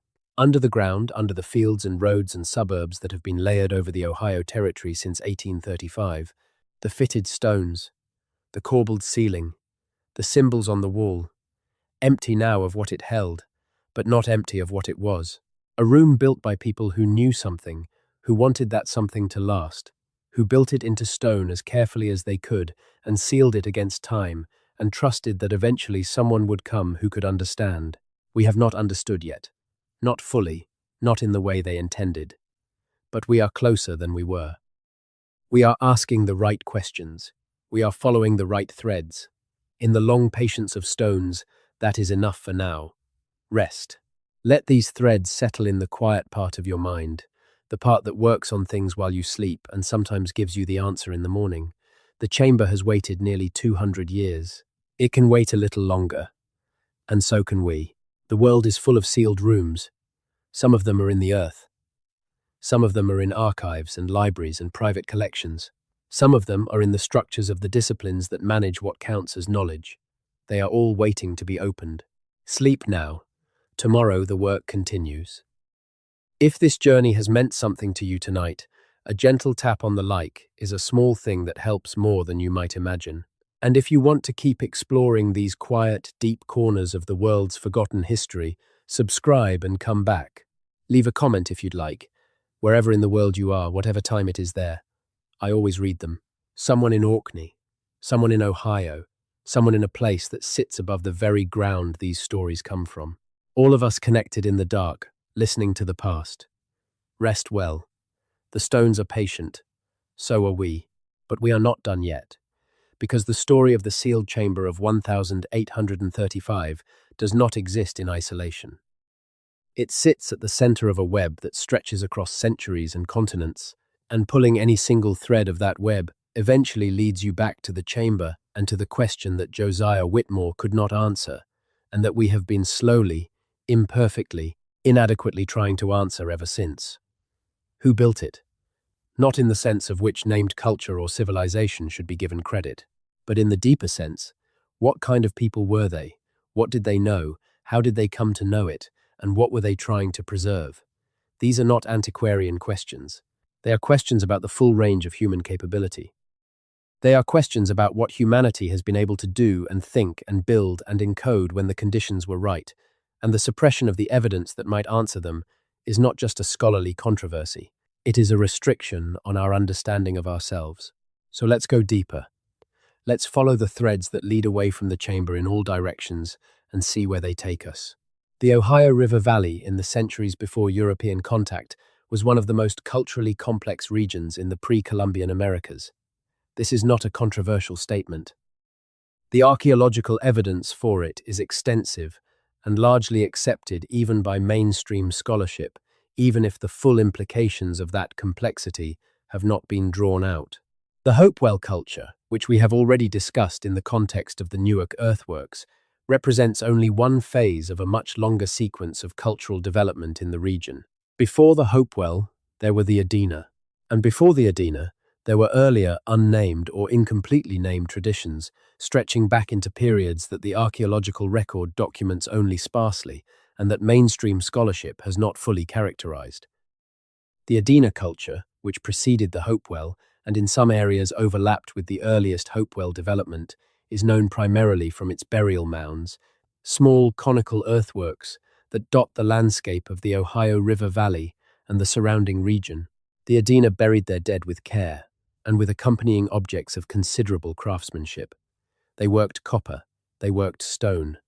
They produced large biface blades of extraordinary quality, and they produced, in certain contexts, objects bearing symbols that do not fit comfortably into any standard characterization of indigenous North American symbolic traditions.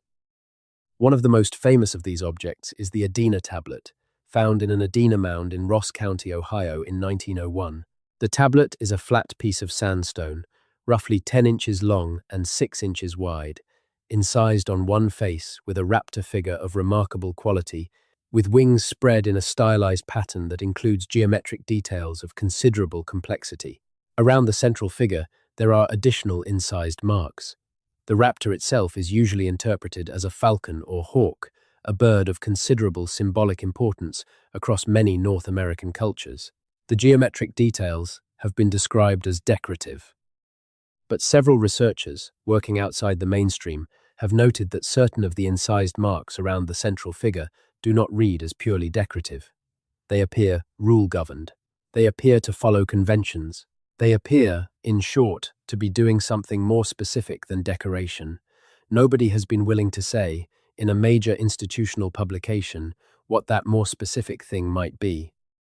But the Adena tablet has been in museum collections since 1901, documented and reproduced and referenced in hundreds of publications, and the marks around the central raptor figure have never been subjected to the kind of rigorous comparative analysis that Arvington applied to the Hatch collection documents. The comparison has not been made. The question has not been asked loudly enough to require an answer.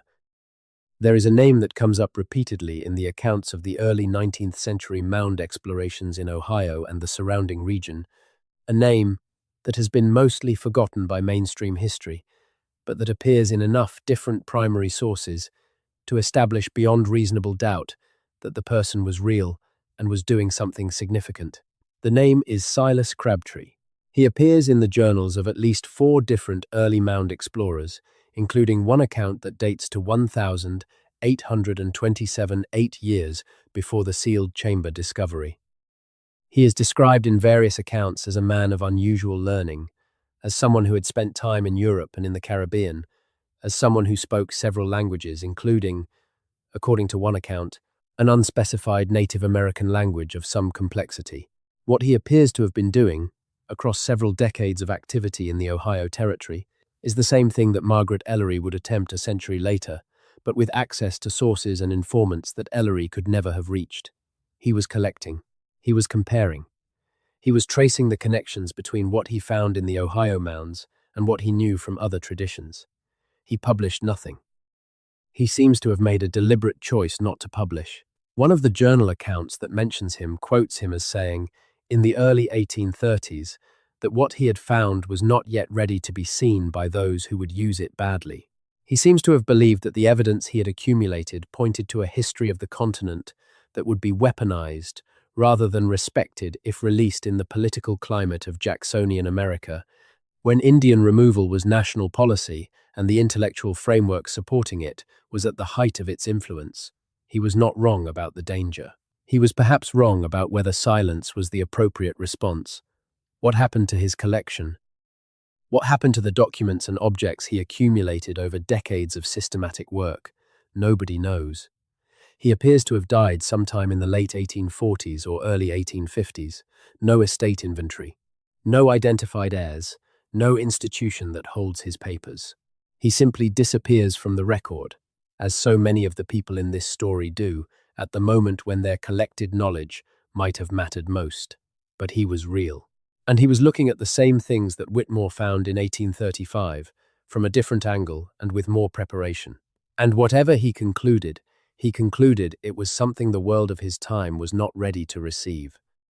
The great passage tomb of Newgrange in Ireland, which we have mentioned briefly in the context of the Atlantic megalithic tradition, deserves closer attention because it illuminates something important about the kind of knowledge being encoded in the sealed chamber and across the broader tradition it represents. Newgrange was built around 3200 BCE, making it older than Stonehenge and the Egyptian pyramids. It is a massive circular mound, roughly 100 meters in diameter, containing a passage 80 meters long that leads to a cruciform chamber at its center. The mound is aligned so that, at dawn on the winter solstice, and only at dawn on the winter solstice.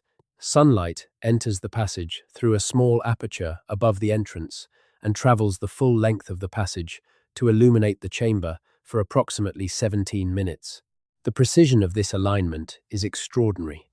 It requires not just the knowledge that the winter solstice occurs, which is a relatively simple observation, but the ability to determine the exact angle of the sun's rising at the solstice at a specific latitude and to construct a monument that channels light at precisely that angle. This is applied astronomy of a high order, integrated into monumental architecture in a way that requires both the knowledge and the organizational capacity to translate the knowledge into stone. The carved symbols that cover the entrance stone at Newgrange and appear throughout the interior of the passage and chamber are the same tradition as those found across Atlantic megalithic monuments, the spirals and nested arcs and chevrons and divided rectangles that appear from Brittany to Orkney and that have never been convincingly decoded. What were they encoding? One interpretation, proposed by archaeoastronomers who have studied the monument carefully, is that certain of the symbols are notational, that they record celestial observations in a form that initiates could read, but that outsiders could not interpret. The spirals in this reading represent the cyclic movement of celestial bodies. The nested arcs represent horizons, or the movements of the sun and moon across the horizon at different times of year. The divided rectangles represent measurement, the subdivision of time or space. This is speculation, but it is informed speculation, the kind that emerges from studying the monument carefully over many years and asking what knowledge its builders must have had and how they might have encoded it. If the sealed chamber of 1835 was built by people who were the cultural heirs, however remotely, of the Atlantic megalithic tradition, then its contents might have been encoded using conventions descended from the same system. Not identical to the Newgrange carvings, not a direct translation, but related, in the way that a modern musical notation system is related to the notation systems of the Renaissance, visibly derived from the same tradition, even if considerably evolved. The tablets Whitmore described, covered in marks in red and black, the stacked sequence that he compared to pages, might have been an astronomical record. A log of observations encoded in a notation system that could be read by those who knew the conventions and that would be completely opaque to those who did not. The light enters the Newgrange passage for 17 minutes on one morning of the year.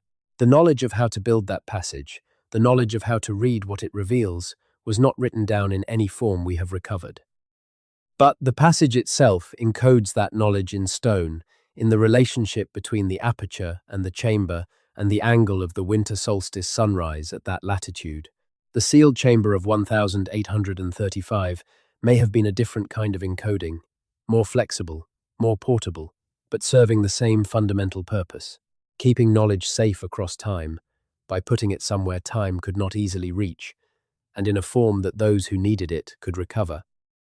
We have not talked yet about the question of who specifically might have built the sealed chamber, in the sense of what cultural tradition or community, in the Ohio Territory, in the centuries before European contact, would have had both the motive and the technical capacity to do what the accounts describe. The Hopewell Floruit, the period of their greatest cultural complexity, ended roughly 1,700 years ago, around 400 to 500 CE. The reasons for the apparent decline of Hopewell complexity after that period are debated. Some researchers see it as a collapse, a relatively sudden cessation of the elaborate mortuary and ceremonial traditions that characterize the classic Hopewell. Others see it as a transformation, a redistribution of the cultural energy that had been invested in the great ceremonial centers into different forms and different scales of organization. What is clear is that the Ohio Territory was not depopulated after the Hopewell period. People continued to live there. Cultures continued to develop and change and interact. The period between the end of classic Hopewell and the beginning of European contact is archaeologically complex and not fully understood, but it was not a period of absence. One possibility, raised quietly by a few researchers, and not pursued as systematically as it deserves to be, is that certain lineages of Hopewell specialized knowledge survived the transformation of Hopewell society as carried knowledge, maintained by specific communities or families who saw themselves as custodians of a tradition that the broader society had moved away from. This is not an unusual pattern in the history of knowledge preservation. Esoteric traditions frequently survive the collapse of the broader cultures that once sustained them by retreating into specialist communities, becoming more exclusive rather than more widespread.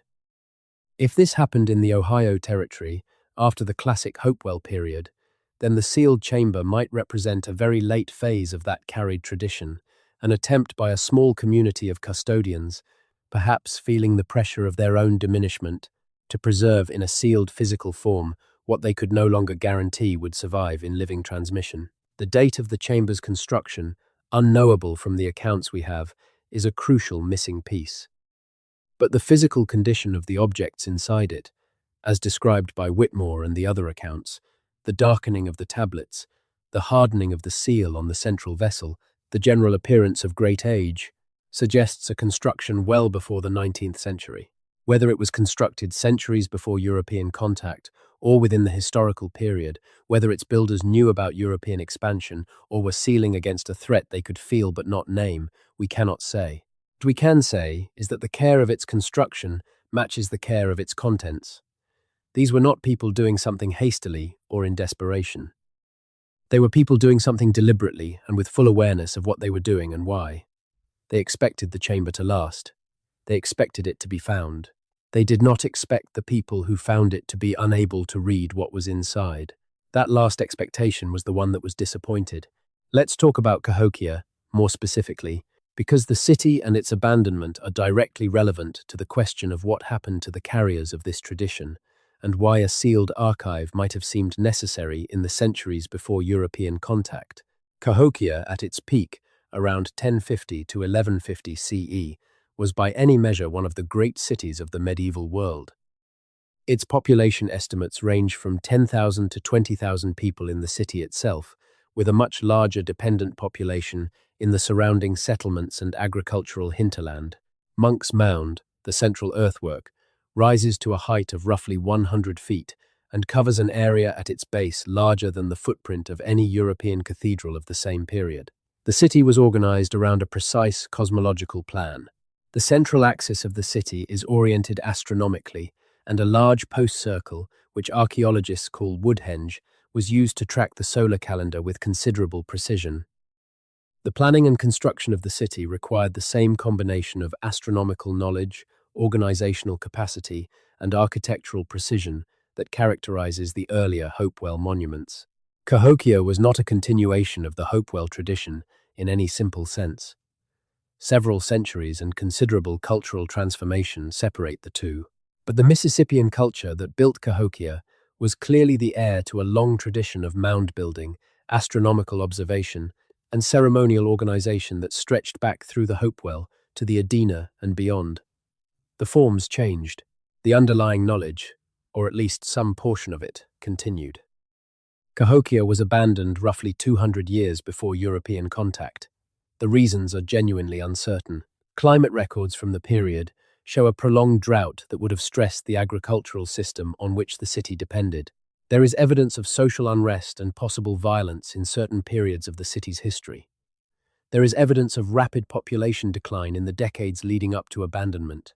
And there is, in the abandonment itself, something that parallels the sealing of the Ness of Brodgar 3,000 years earlier. The central precincts of Cahokia show evidence of deliberate deposition of significant material culture before or during abandonment. The 2019 excavation that found the inscribed clay tablets found them in a sealed deposit that dates to the abandonment period. The people who left Cahokia did not simply walk away. They did something with certain kinds of knowledge and certain kinds of objects before they left. They sealed them. Whether the sealed chamber of 1835 was built before, during, or after the abandonment of Cahokia is impossible to say with the evidence we have. But the cultural logic is the same. Knowledge that could not be carried was being put somewhere. The tradition of sealing, of trusting stone to keep what living memory could not guarantee, was not unique to one moment or one community. It was a pattern, repeated across cultures and across time, by people who understood the fragility of transmission and the durability of stone. There is a scholar named Barry Fell who spent the later decades of the 20th century arguing, in a series of books that attracted considerable popular interest and equally considerable academic scorn, that North America was visited and settled by peoples from the ancient Mediterranean and Atlantic world long before European contact. Fell identified inscriptions in various locations across North America that he claimed were written in Celtic Ogham, in ancient Phoenician, in Iberian script, and in other ancient writing traditions. The academic response to Fell was largely dismissive, and some of that dismissal was warranted. Fell was not always rigorous. Some of his identifications were wrong. Some of the inscriptions he treated as genuine ancient writings were natural weathering marks, or the work of later European explorers. His methods were sometimes sloppy, his claims sometimes overstated. But the wholesale dismissal of Fell that became standard in academic discourse threw out important genuine material along with the dubious. Some of the inscriptions Fell documented were real and were genuinely anomalous. Some of his comparative analyses, buried in the larger body of work that was easier to dismiss than to engage with, were sound enough to deserve examination.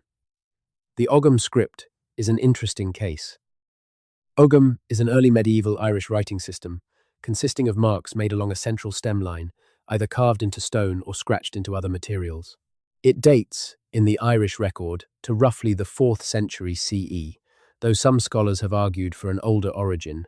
Ogham inscriptions are found extensively in Ireland and in parts of Scotland and Wales, and in a small number of cases in other locations. Fell claimed to find Ogham inscriptions in North America. The academic establishment dismissed the claim almost entirely. But certain of the inscriptions Fell documented, particularly those found in the New England region, have not been as easily explained away as his critics have claimed. They have not been proved genuine, but they have not been adequately explained as natural formations or as the work of known later visitors either. The question of Ogham in North America sits in the same uncomfortable space as the other anomalous evidence we have been discussing. It has not been proved. It has not been disproved. It has been dismissed without the kind of rigorous examination that would be necessary to either confirm or rule it out.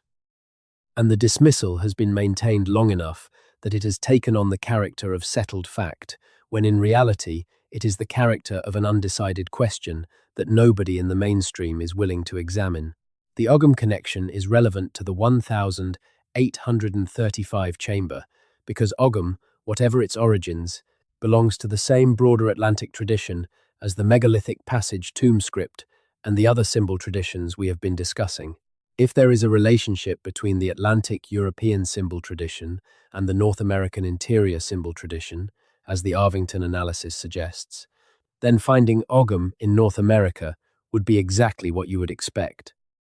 Not as a proof of medieval Irish colonization specifically, but as one more manifestation of a much older and much more widespread Atlantic tradition that left traces on both sides of the ocean. The connection to Ogham brings us to something that has been hovering at the edge of this account without being stated directly, which is the question of the Celts and their place in the Atlantic world. The popular image of the Celts, the image perpetuated in movies and fantasy novels and Celtic knot merchandise, is of a warlike people of Iron Age Europe who painted themselves blue and charged into battle screaming. This image is not entirely false, but it is so partial as to be effectively misleading. The Celts, or more precisely the Celtic language-speaking peoples of ancient Europe, were the inheritors of a much older Atlantic cultural tradition, and certain aspects of their knowledge system, preserved in the oral traditions of the Druids and in the material culture of the La Tène period, are connected to the megalithic past in ways that have not been fully explored. The Druids, the learned caste of Celtic society, were known in classical sources for their extraordinary memory and their refusal to commit their knowledge to writing. Julius Caesar, who encountered the Druids of Gaul and Britain during his campaigns, noted that Druidic learning required 20 years of study, and that the Druids deliberately kept their knowledge in oral form to prevent it from being accessible to outsiders. Caesar assumed, and most later commentators have agreed, that this was a simple matter of secrecy. But there is another interpretation.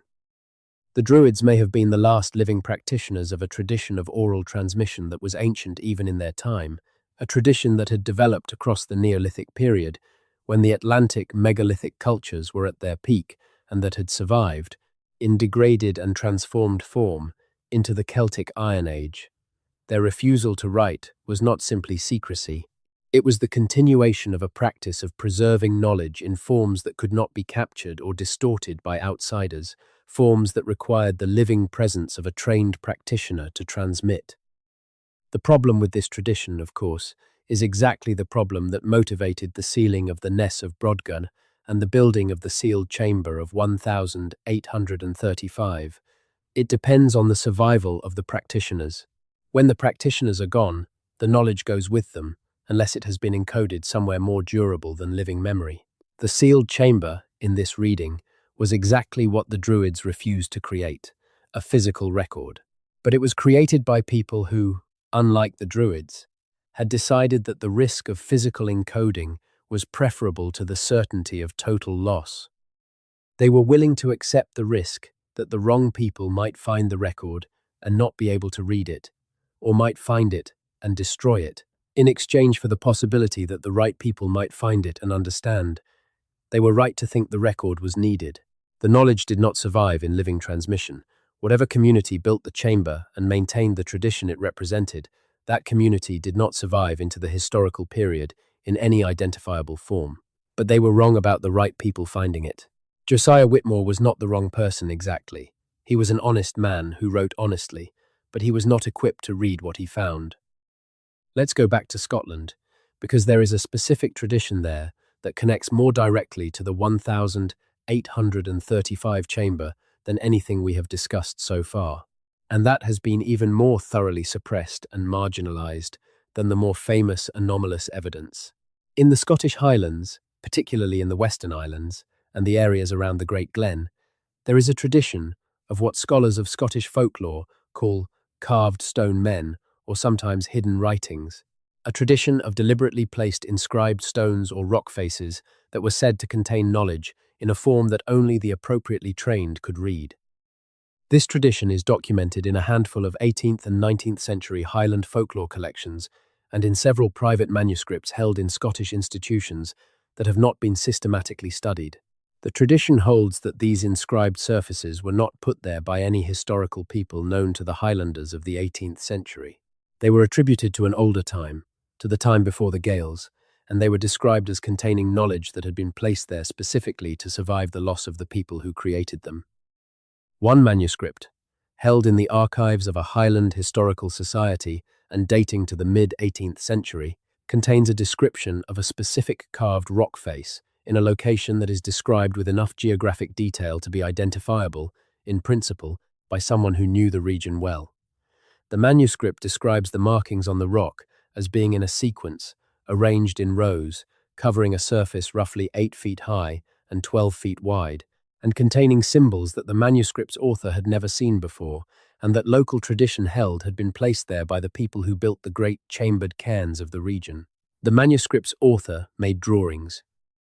The drawings were copied into the manuscript with apparent care. Those drawings, when Thomas Arvington came across the manuscript in 2004 during the research phase of his analysis, were the most direct physical connection he found between the Atlantic European tradition and the symbol system documented in the Hatch collection accounts.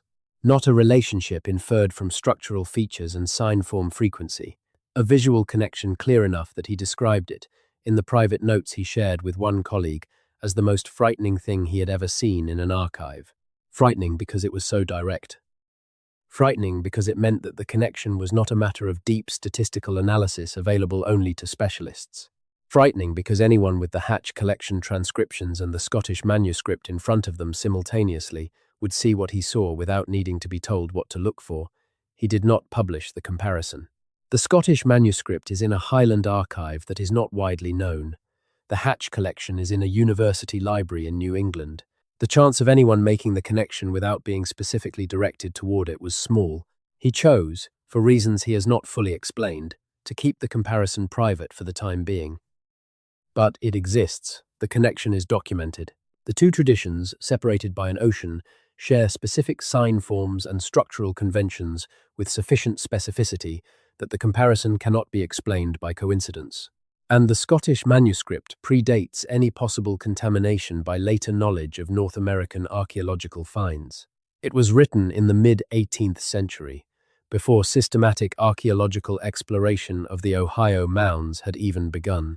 Whatever the author of that manuscript was documenting, he was not working from knowledge of anything that had been found in Ohio. The question of contamination, the question of when and how knowledge of one tradition might have influenced the documentation of another, is one of the methodological challenges that has been used to dismiss many of the anomalous comparisons in the pre-Columbian contact debate. The argument goes like this. Once scholars began documenting and publishing their findings about North American mounds and inscriptions, those findings became available to fraudsters and imaginative enthusiasts who used them to create false correspondences in other traditions. Therefore, any similarity found between a documented North American tradition and a documented Old World tradition might be the result of intentional or unintentional cross-contamination of the documentation rather than genuine historical connection. This is a legitimate methodological concern. It is also, in certain applications, a way of making any evidence for contact impossible to evaluate on its merits, because any documentation happening after the beginning of the publication record can be dismissed as potentially contaminated. The Scottish manuscript predates the publication record for Ohio mound inscriptions by several decades. It cannot have been contaminated by that record, because the record did not exist when it was written. This is why the Arvington comparison is methodologically significant in a way that many of the other anomalous comparisons are not.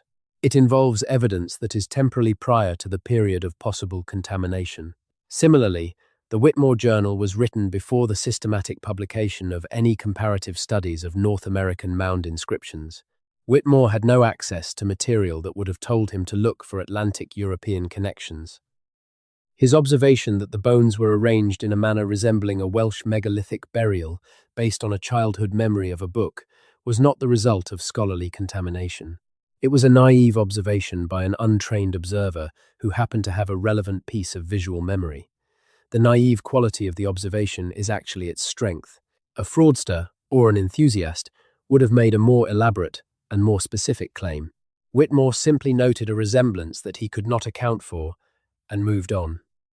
We are approaching something in this account that I want to handle carefully, because it has implications that go beyond the historical and the archaeological and into the territory of what we owe each other as human beings living in the aftermath of historical injustices. The suppression of pre-Columbian North American historical complexity was not a neutral, scholarly error. It was a political act. The narrative of a primitive and static pre-Columbian North America served specific political purposes in the 19th century and has continued to serve related purposes in subsequent periods. The scholarly consensus that maintained this narrative was not simply wrong in an innocent, correctable way. It was wrong in a way that was convenient for the power structures it served. The peoples whose history was suppressed were not abstractions.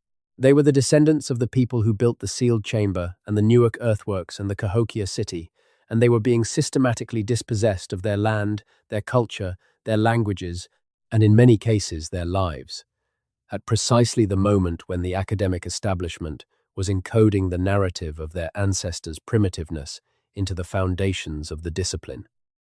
This does not mean that every anomalous claim about pre-Columbian North America is true. It does not mean that every artifact that someone has attributed to ancient Mediterranean or European visitors to the Americas is genuine.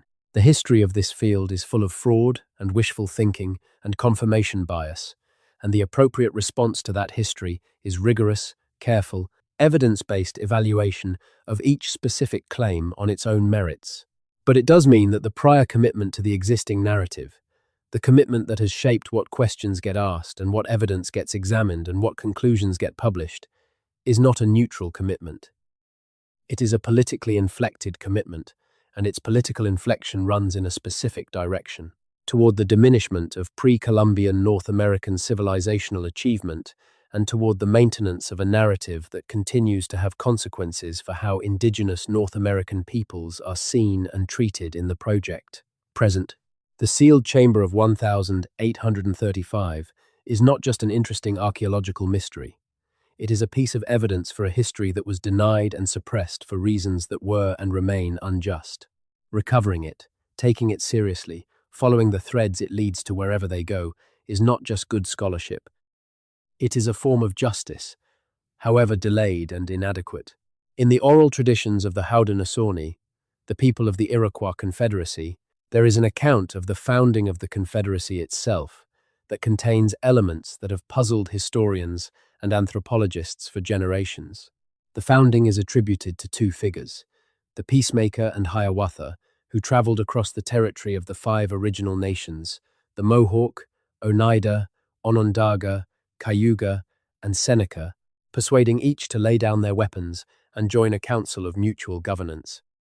The Confederacy's founding is usually dated by conventional scholarship to somewhere between 1450 CE and 1600 CE, though some scholars of Haudenosaunee history and tradition argue for a much earlier date, possibly as early as the 12th century.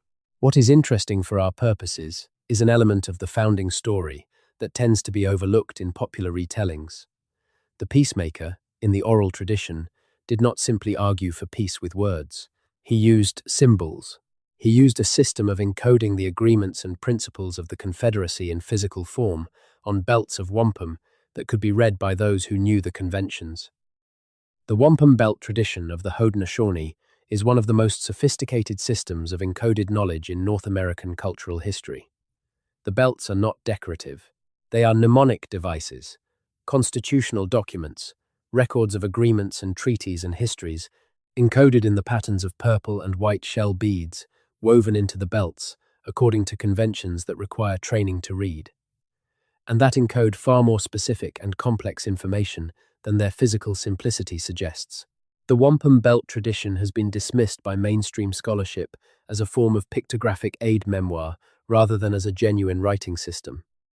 This dismissal has been made, as usual, on the basis of a prior commitment to the conclusion that writing did not develop in North America, rather than on the basis of a rigorous analysis of what the belts actually encode.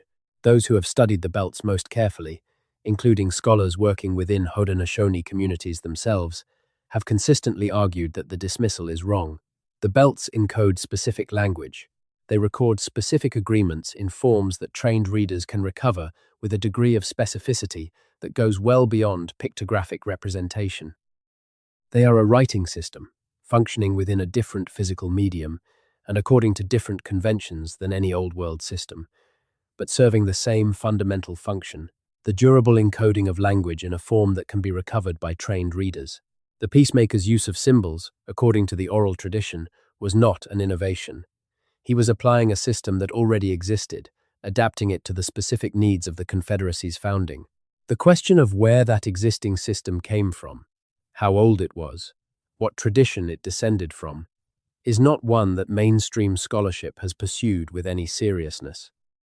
But it is a question that connects directly to the broader pattern we have been tracing: the sealed chamber, the Mide scrolls, the wampum belts, the Cahokia tablets, the inscribed stones of Atlantic Europe.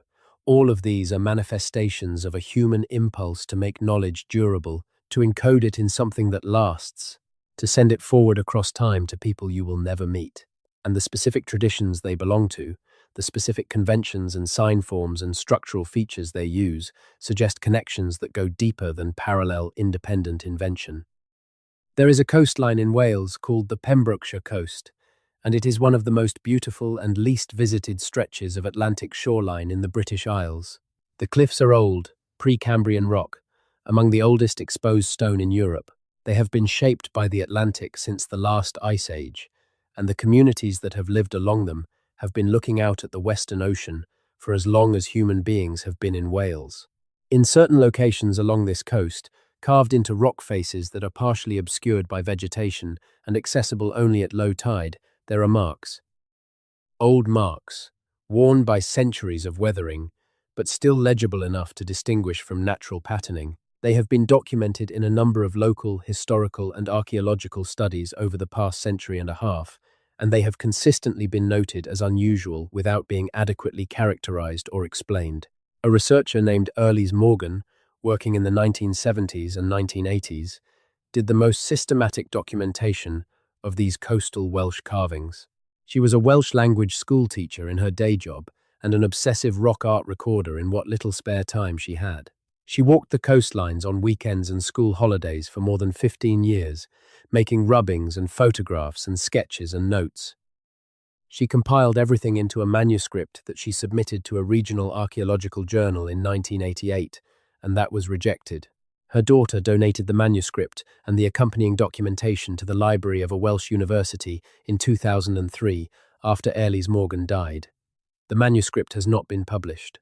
The documentation has not been widely examined, but the few researchers who have seen it consistently describe it as containing material that is very difficult to dismiss and very difficult to account for within the framework of known Welsh rock art traditions. The marks she documented do not fit the established typology of Atlantic rock art as it is normally characterized. Some of them fit better with something else. With what? No one who has seen the manuscript and been willing to speak about it has been willing to name the connection explicitly, but the hesitation, the refusal to name it, is itself a kind of evidence. You hesitate to name something when naming it would require a conversation you are not prepared to have. Let us approach the question of the ocean crossing directly, because it is the most contested element of everything we have been discussing, and addressing it clearly is necessary if the broader argument is to be taken seriously. The argument against pre-Columbian transatlantic contact from Atlantic Europe to North America has always rested more on the assumption that such a crossing was not possible than on positive evidence that it did not happen. The assumption was that the peoples of Atlantic Europe in the Neolithic and Bronze Age did not have the navigational technology or the maritime capability to cross the North Atlantic. This assumption has been systematically weakened over the past 3 decades by 2 developments. The first is the accumulating evidence of the maritime capabilities of ancient Atlantic European peoples. We now know, from the distribution of megalithic monuments and material culture, that the peoples of the Neolithic Atlantic were capable of regular maritime travel across hundreds of miles of open water. The movement of specific stone types used in monument construction, blue stones from Wales used at Stonehenge, for example, demonstrates not just the capability, but the habit of long-distance maritime transport. The cultural unity of the Atlantic facade, the consistent architectural and symbolic traditions from southern Iberia to Orkney, demonstrates sustained contact across the full length of the Atlantic European coastline, a stretch of ocean that in total exceeds the width of the North Atlantic at its narrowest point. The second development is the experimental archaeology of Atlantic crossings. The successful crossings of the North Atlantic in replica prehistoric and ancient vessels, using only traditional navigation techniques, have demonstrated empirically that a transatlantic crossing was within the capability of people with the kind of maritime technology available to Atlantic European Neolithic societies. Tim Severin's Brendan voyage in 1976 and 1977, crossing from Ireland to Newfoundland in a replica early medieval Irish curragh, was the most famous of these demonstrations, but it has been followed by others. The North Atlantic crossing using the so-called stepping stone route along the Scottish Islands, Faroe Islands, Iceland, Greenland, and then to North America, is not a feat of open ocean navigation requiring sophisticated instruments. It is a series of island hops, most of them shorter than the sea crossings that the Atlantic megalithic peoples demonstrably made as a matter of cultural routine. The assumption that pre-Columbian transatlantic contact was impossible because the crossing was too difficult is simply wrong. The crossing was difficult, certainly. It was not attempted casually. But it was within the demonstrated capability of the maritime cultures of Atlantic Europe in the relevant periods, and there is no logical basis for the assumption that because the crossing was difficult, it was never attempted. The argument against transatlantic contact must therefore rest on the absence of evidence rather than the impossibility of contact. And the absence of evidence argument has the problem we have been documenting throughout this account. A great deal of evidence has been dismissed, marginalized, or suppressed before it could be adequately evaluated. The prior commitment to no contact has prevented the proper examination of the evidence for contact. The proper examination of the evidence for contact would reveal a level of supporting material that would make the prior commitment difficult to maintain. The prior commitment is therefore maintained by preventing the examination. This is circular, and it needs to stop being circular. Let us end this section of the account by returning to the Scottish connection, because there is one more piece of evidence there that I want to bring into the picture before we move toward the conclusion. In the summer of 1965, a Scottish archaeologist named Robert Grant was excavating a small cairn on the Isle of Islay in the Inner Hebrides as part of a routine survey project. The cairn was not notable. It was of modest size, of the type usually dated to the late Neolithic or early Bronze Age, and nothing in its external appearance suggested it would yield anything unusual. What it yielded was a small sealed cyst, a stone box formed by 4 flat slabs and covered by a 5th, found at the base of the cairn mound. Inside the cyst were several objects: cremated human bone, a small pottery vessel, and a flat piece of worked bone, approximately 6 inches long and 4 inches wide, covered on both faces with incised marks. The marks on the bone piece were not consistent with any known tradition of Bronze Age or Neolithic carved decoration from the Scottish Islands. They were organized in regular rows. They covered both faces of the bone with the same organizational pattern in the grooves. They showed variation in the forms of the individual marks in a way that suggested a rich symbol inventory rather than a simple repeating decorative motif. Grant documented the find carefully. He published it in a Scottish archaeological journal in 1967. He described the inscribed bone as anomalous and noted that it did not fit any known typology, but that he was unable to suggest an alternative classification. He moved on to other projects. The paper was cited occasionally in subsequent decades, always in the context of anomalous finds from the Scottish island tradition, always without any suggestion of what the marks might represent. Thomas Arvington found the paper in 2003. The illustrations reproduced in it were small and not perfectly clear, but they were clear enough, or clear. He has the paper in a folder in his office. He has the Whitmore journal transcript in a folder in the same drawer. He has the Ellery analysis in another drawer. He has the Scottish manuscript with the drawings of the Highland carved rock face in a folder beside those. He has been sitting with all of these folders in his office for 20 years. He is waiting. Not because he is timid, though the institutional risks are real.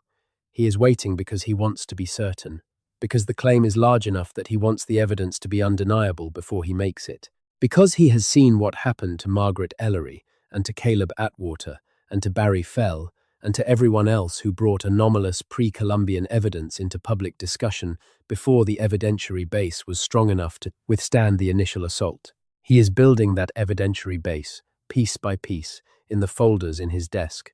He has 20 years of pieces. He is close.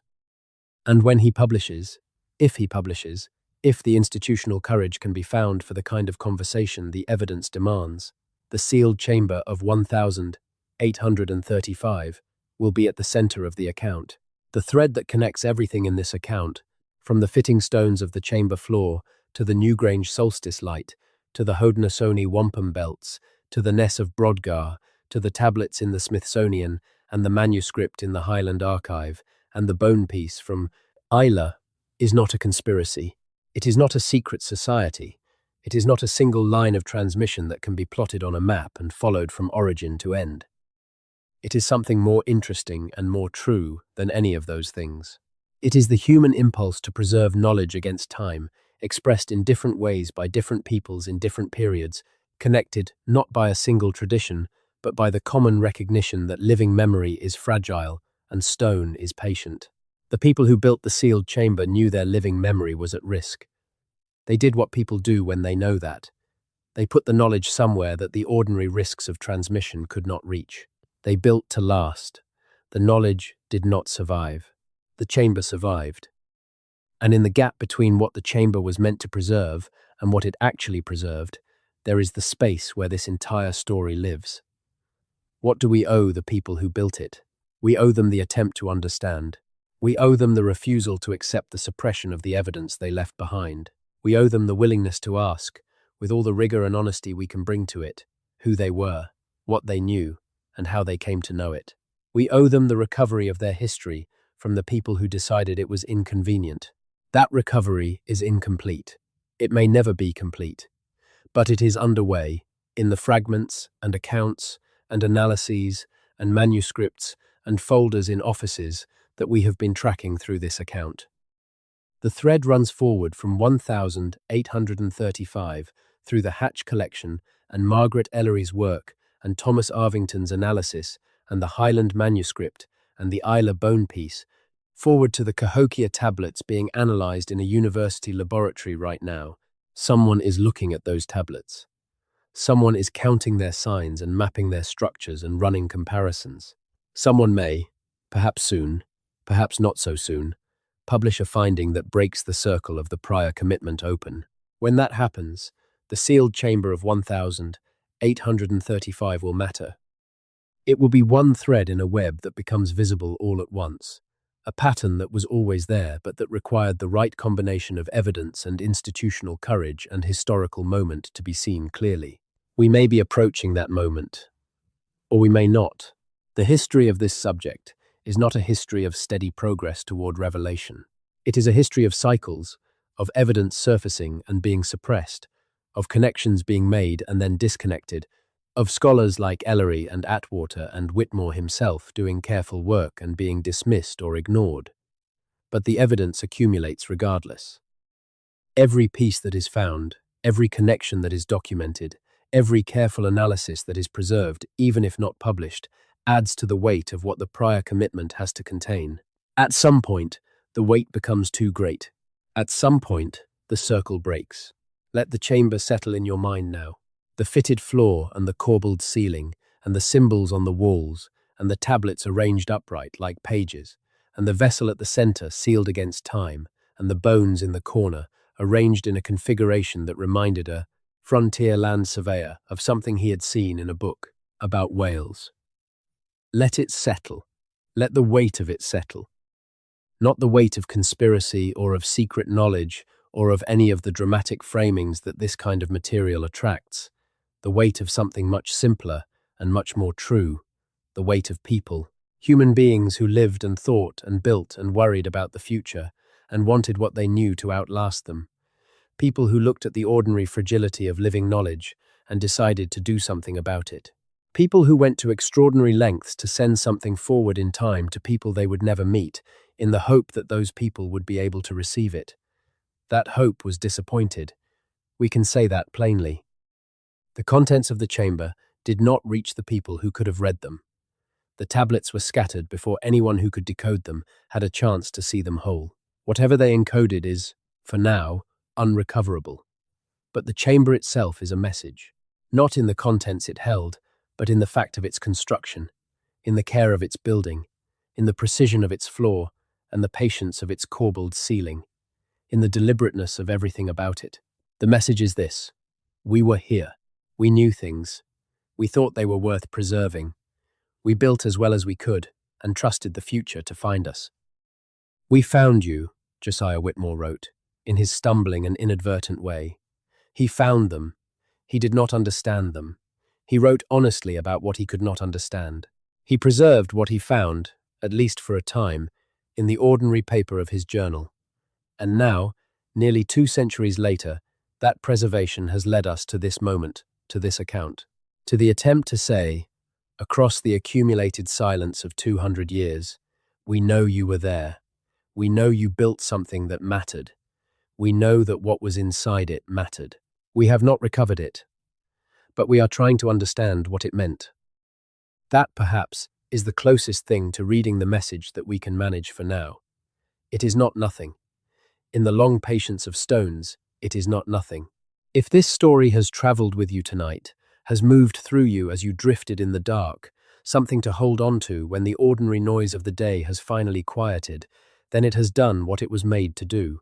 There are more sealed chambers, not necessarily literal ones, though perhaps those too, somewhere under the changed landscapes of the Ohio Territory and beyond, but chambers of evidence, of documentation, of careful work by careful people who could not get the world to listen, the Ellery papers, the Arvington analysis, the Highland manuscript, the Isla bone piece, the Cahokia tablets, the X haplogroup data, all of them waiting, patient as stone, for the moment when the world is ready to hear what they are saying. That moment may be closer than it has been. And wherever you are tonight, Whatever landscape is outside your window or your walls, whatever time the clock says in your part of the world, you are part of the same human continuity that built the sealed chamber and that is still, slowly, imperfectly, trying to read what was sealed inside it. You carry in your body the same curiosity that made Josiah Whitmore go back to the chamber alone in the morning light. The same patience that made Margaret Ellery spend 40 years on a question the world did not want to answer. The same stubborn faithfulness to evidence that keeps Thomas Arvington sitting with his folders in his office, waiting for the right moment. These are not small things. They are what makes the recovery of suppressed history possible at all. The accumulated stubbornness of people who cannot let the question go. The sealed chamber is waiting. The tablets are gone, but the pattern they were part of is still legible, in fragments, across 2 continents and 4,000 years of human striving. We are reading it, slowly. We are getting closer. And tonight, in the quiet, you are part of that reading. Rest now. Let the stones be patient for a little while longer. In the morning, the work continues.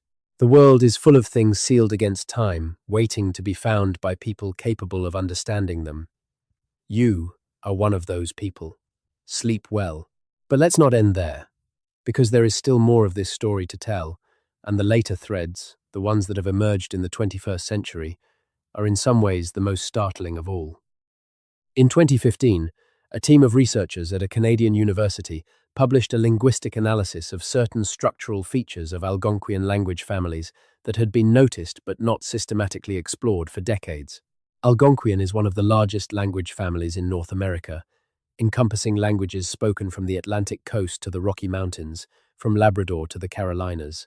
It includes Cree, Ojibwe, Blackfoot, Arapaho, Cheyenne, Mi'kmaq, Shawnee, and dozens of other languages. What the researchers found, when they applied a set of computational tools to the comparison of Algonquian grammatical structures with a broad sample of Old World language families, was a structural relationship that they had not expected, and that they described in the paper's conclusion as currently inexplicable within the standard framework of North American linguistic prehistory. The relationship was not a matter of vocabulary. Borrowed words move easily between languages in contact and tell you relatively little about deep historical relationships. The relationship was structural, grammatical, the kind of relationship that reflects shared ancestry rather than casual borrowing.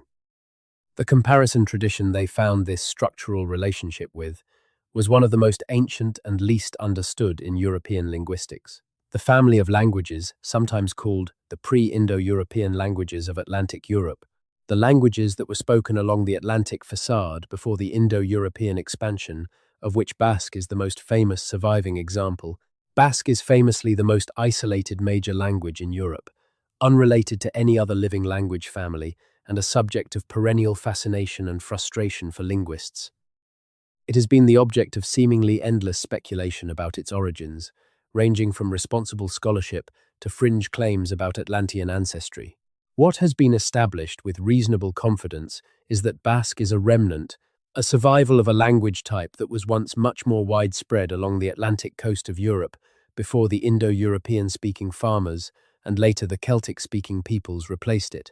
The 2015 paper's claim that Algonquian grammatical structures showed unexpected affinities with this pre-Indo-European Atlantic tradition was received with the familiar mixture of interest and skepticism. It was noted in several specialist publications. It was not widely discussed in the popular press. It has not been followed up with the systematic investigation it would seem to warrant. But the implications of the finding, if it holds up under further scrutiny, are enormous.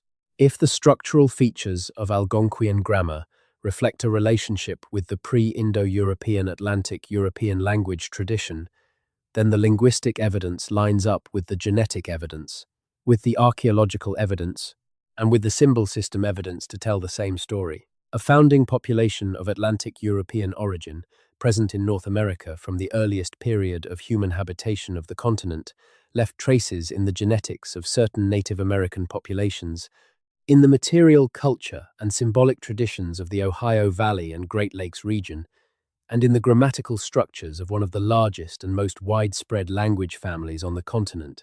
The sealed chamber of 1835 was not an anomaly. It was one artifact of a history that is written across the full range of the evidence, if you are willing to read it without the blinkers of the prior commitment. In the early 1990s, a community elder of the Anishinaabe Nation, one of the peoples who speak Algonquian languages and who maintain the birchbark scroll tradition of the Midewiwin, gave an interview to a documentary filmmaker that was eventually released as part of a small circulation film about indigenous knowledge systems. The elder, whose name I will not use without permission that I cannot obtain, was asked about the scroll tradition and what it preserved. He said something that I want to quote as accurately as I can from the documentary transcript, which has been published in a small press book of indigenous testimonies. The scrolls remember things that the people have forgotten. Not because the people were careless, because things happened that made forgetting necessary. When you lose too many of your teachers, you lose parts of what they knew. The scrolls are what was put down before the teachers were all gone. Some of what's on the scrolls nobody has been able to read for a long time. It's there, it's waiting. But the people who knew how to read those parts are gone, and we are still trying to find our way back to it. He was speaking about his own tradition. He was not speaking about the sealed chamber, or about British archaeology, or about transatlantic contact. He was speaking about the experience of his community, the experience of knowledge interrupted by historical trauma. But what he described is the universal form of the story we have been tracing. Knowledge encoded against time. Knowledge sealed in a durable medium, because the living teachers could not be trusted to survive. Knowledge that waited in the medium after the teachers were gone, waiting for the community to find its way back to reading it. The sealed chamber of 1835 was built by someone who had the same experience, the same recognition, the same response to the same human situation. The teachers were going or gone or endangered. The knowledge was too important to lose. The medium was the only thing that could be trusted to outlast the crisis. The birchbark scrolls wait in their cedar boxes. The sealed chamber waited in its hillside. The tablets wait in whatever archive is holding the Cahokia find. The Highland manuscript waits in its archive. The Ellery papers wait in their special collection. Everything waits for the community to find its way back to reading it. There is one more figure I want to bring into this account before we reach its true conclusion, and that is a figure who appears not in the historical record, but in the oral tradition of the Delaware people, and whose story, when placed against everything we have been discussing, takes on a resonance that I find genuinely extraordinary. The Delaware, also known as the Lenape, are an Algonquian-speaking people whose traditional homeland covered what is now New Jersey, Delaware, and the lower Hudson River Valley. They were among the first Native American peoples to experience sustained contact with European settlers beginning in the early 17th century. They maintained, and in certain communities continue to maintain, an oral tradition about the origins of their people and about the events of their deep history that is among the most detailed and complex of any North American indigenous tradition. Part of this tradition was recorded in a document known as the Wallam Olam, or Red Score, which was claimed to be a transcript of a pictographic record maintained on wooden sticks, recording the history of the Lenape people from their origins to the time of contact. The Wallam Olam has been one of the most contentious documents in the history of North American studies. It was published in 1836, 1 year after the discovery of the sealed chamber, by a naturalist named Constantine Rafinesque, who claimed to have obtained it from a Delaware informant. Its authenticity has been debated ever since, with mainstream scholarship now generally treating it as a 19th century fabrication, a forgery by Rafinesque, drawing on real Delaware traditions, but inventing or embellishing them to serve his own purposes. But there are elements of the Wallam Olam that do not fit comfortably into the fabrication narrative. Certain of the pictographic symbols used in the document bear relationships to other Native American symbolic traditions that Rafinesque could not have been aware of in 1836. Certain of the historical content tracks, with events in the paleoclimatic record and the archaeological record of the period, in ways that are difficult to attribute to a 19th century forger's imagination. And one element in particular has stayed with me through all the reading I have done for this account. The Wallam Olam contains, early in its historical sequence, a reference to a crossing. A great crossing of water, from a homeland beyond the sea into the land where the Lenape eventually established themselves.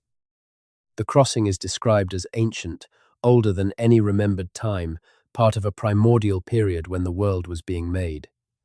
It is not described as the migration across the Bering Land Bridge.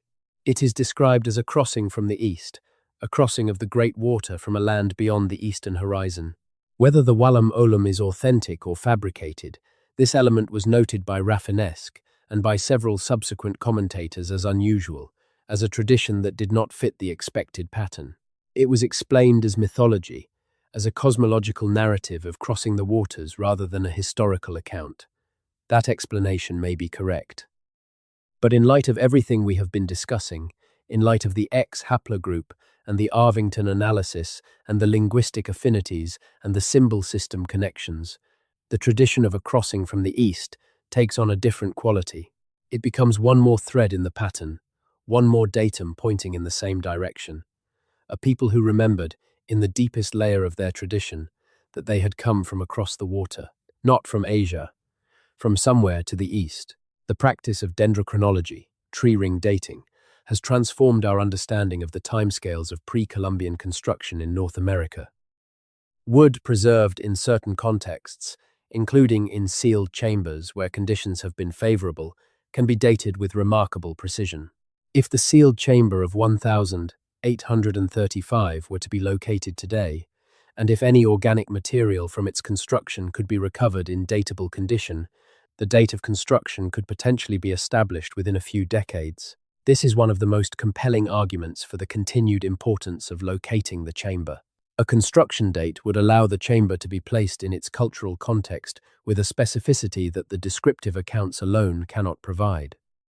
A construction date of, say, 1200 CE would place it firmly in the Cahokian period and connect it to the cultural dynamics of the late Mississippian. A construction date of 500 CE would place it in the post-Hopewell transition. A construction date of 100 BCE would connect it to the classic Hopewell fluorescence. Each of these contexts would imply different things about the builders and their knowledge. The effort to locate the chamber has never been systematic. Whitmore's description of the location in his journal is approximate, given from the perspective of a surveyor moving through unfamiliar territory without modern locational tools. The landscape of the Ohio Territory has changed dramatically since 1835, with agricultural development followed by suburban expansion, altering the surface features that would have served as landmarks in the original description. But it is not impossible. Ground-penetrating radar surveys in areas consistent with Whitmore's description could identify the fitted stone floor and corbelled ceiling, even under meters of accumulated soil and surface development. The chamber was built to last. If it has not been physically destroyed in the intervening 2 centuries, it is still there. Nobody has tried. Nobody has funded the attempt. The institutional will does not exist, in part because the institutional knowledge of what the chamber represents does not exist in a form that generates urgency. If this account does nothing else, perhaps it generates some small increment of urgency. Perhaps someone reads it who has the skills or the access or the resources to do what needs to be done. Perhaps the thread reaches forward from here to the next person who can pull it. The stones don't care how long they wait. But we might care. We might decide that 2 centuries is long enough. Let us think about what it would mean, practically and concretely, to take the accumulated evidence of the sealed chamber and the broader pre-Columbian contact tradition seriously as a scientific and historical matter rather than as a contested fringe.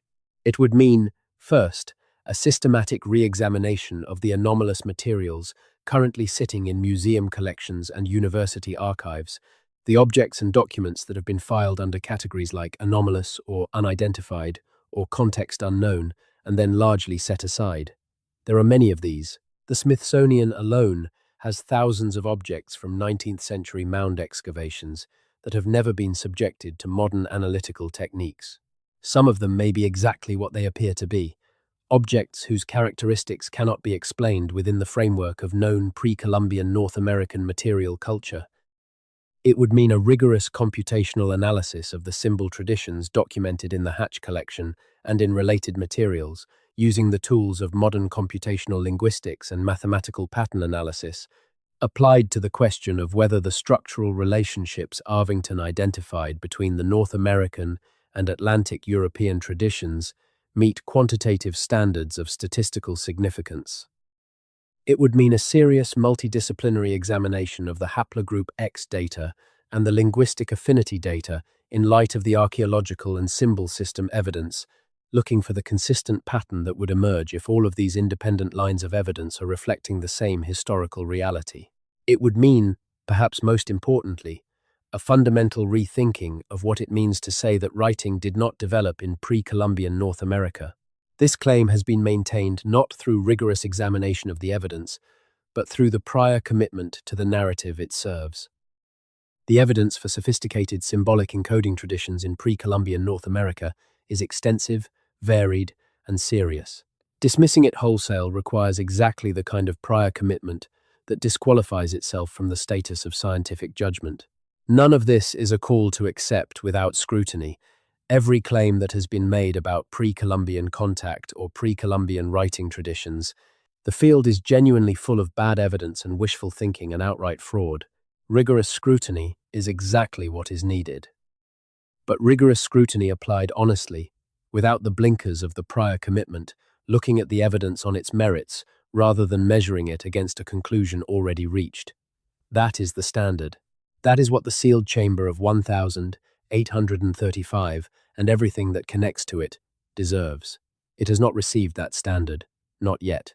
But the moment when it does may be approaching.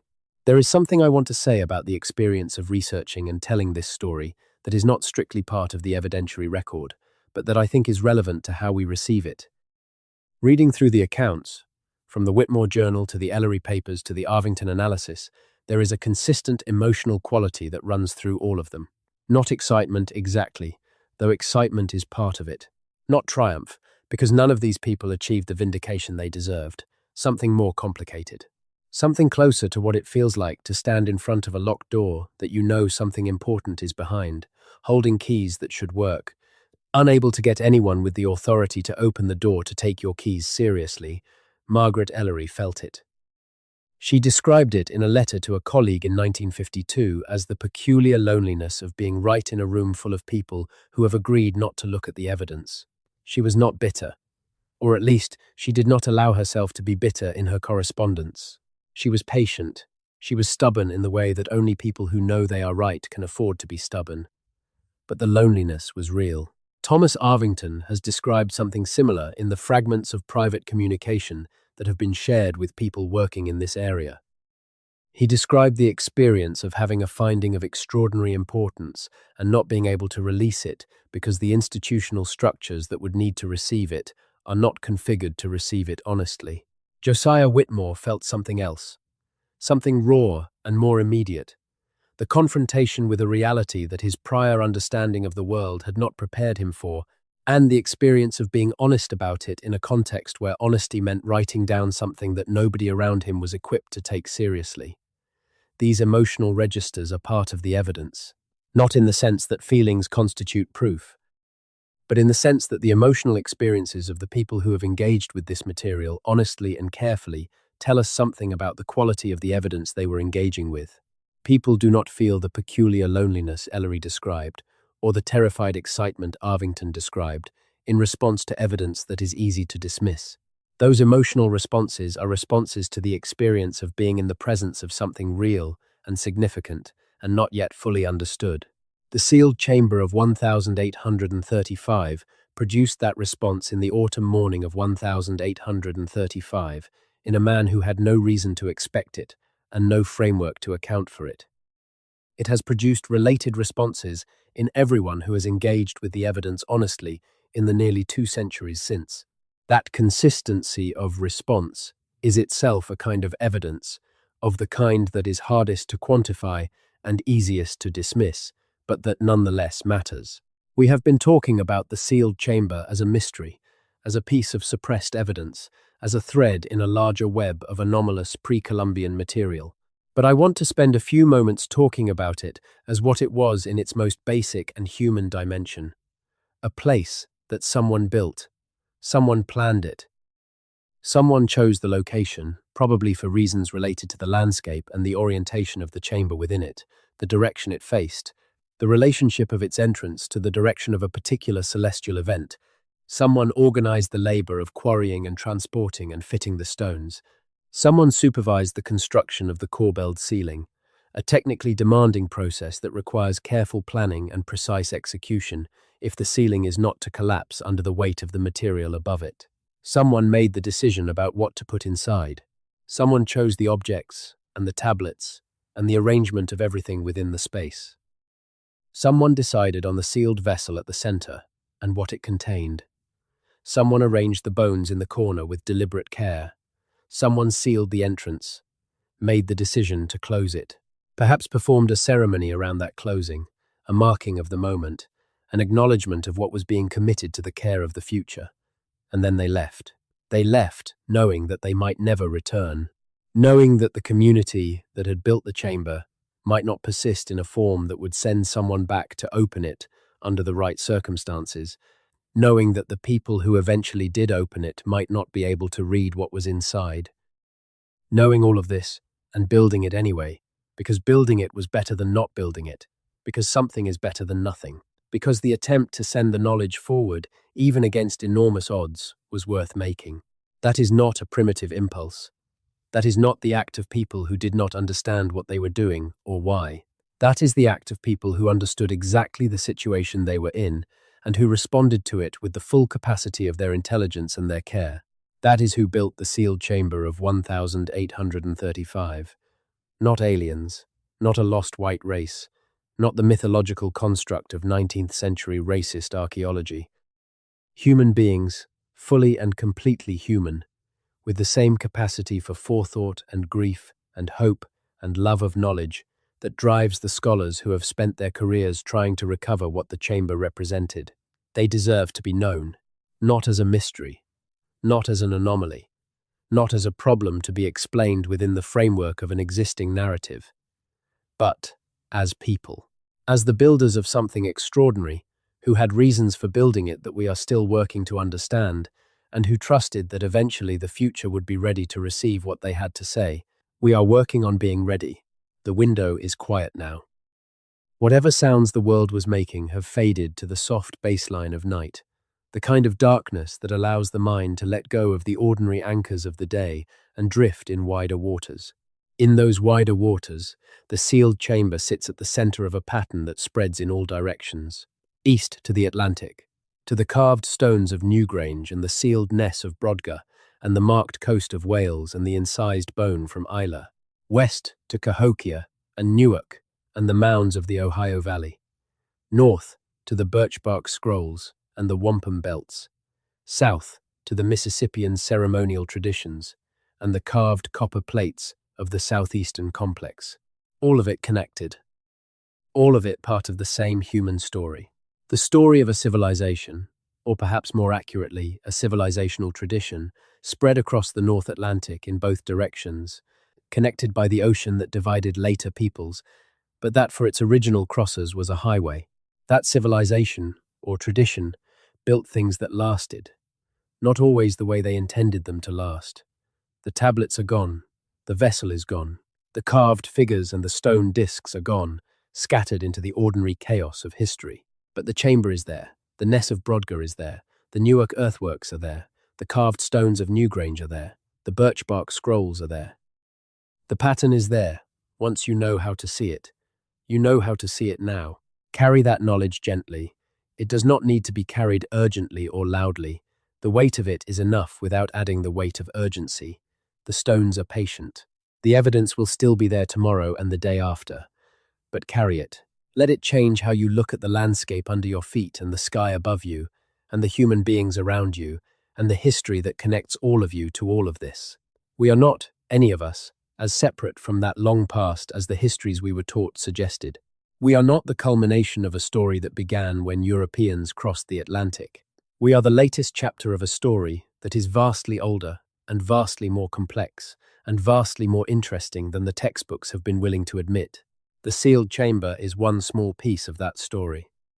But it is a piece that connects, through the patient accumulation of threads we have followed tonight, to something very large and very important, and very much in need of being told.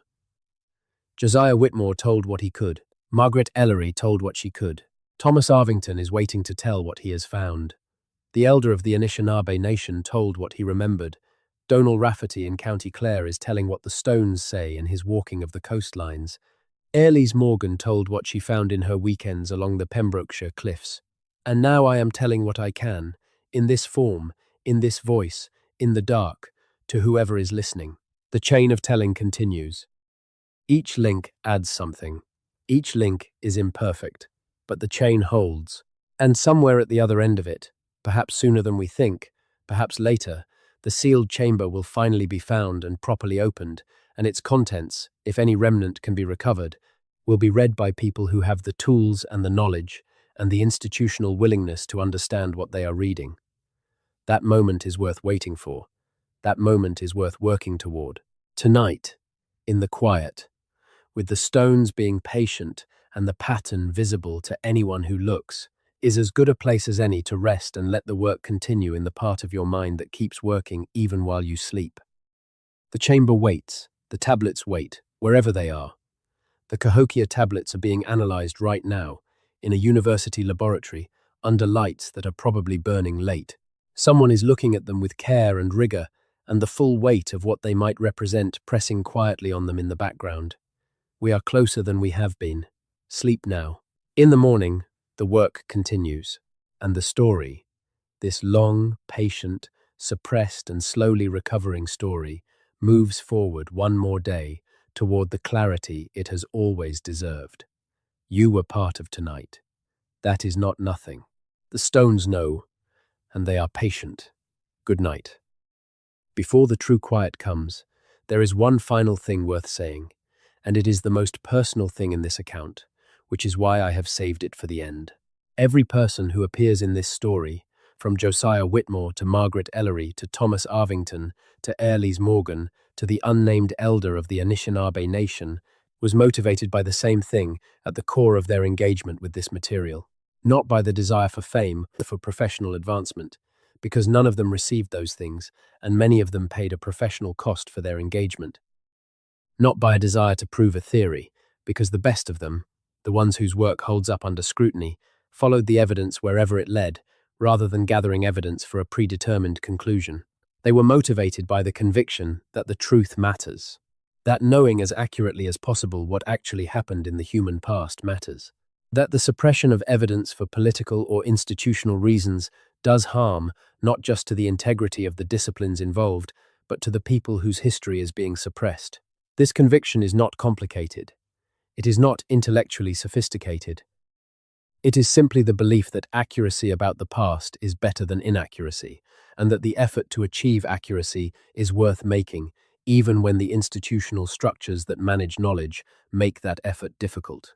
The sealed chamber of 1835 is one test of that conviction, not the most dramatic test, not the highest stakes test in any practical sense, but a genuine test, because taking it seriously requires acknowledging that the prior commitment to a particular narrative of American prehistory has prevented the honest evaluation of evidence for nearly 2 centuries, and that this prevention has served political purposes that were and are unjust.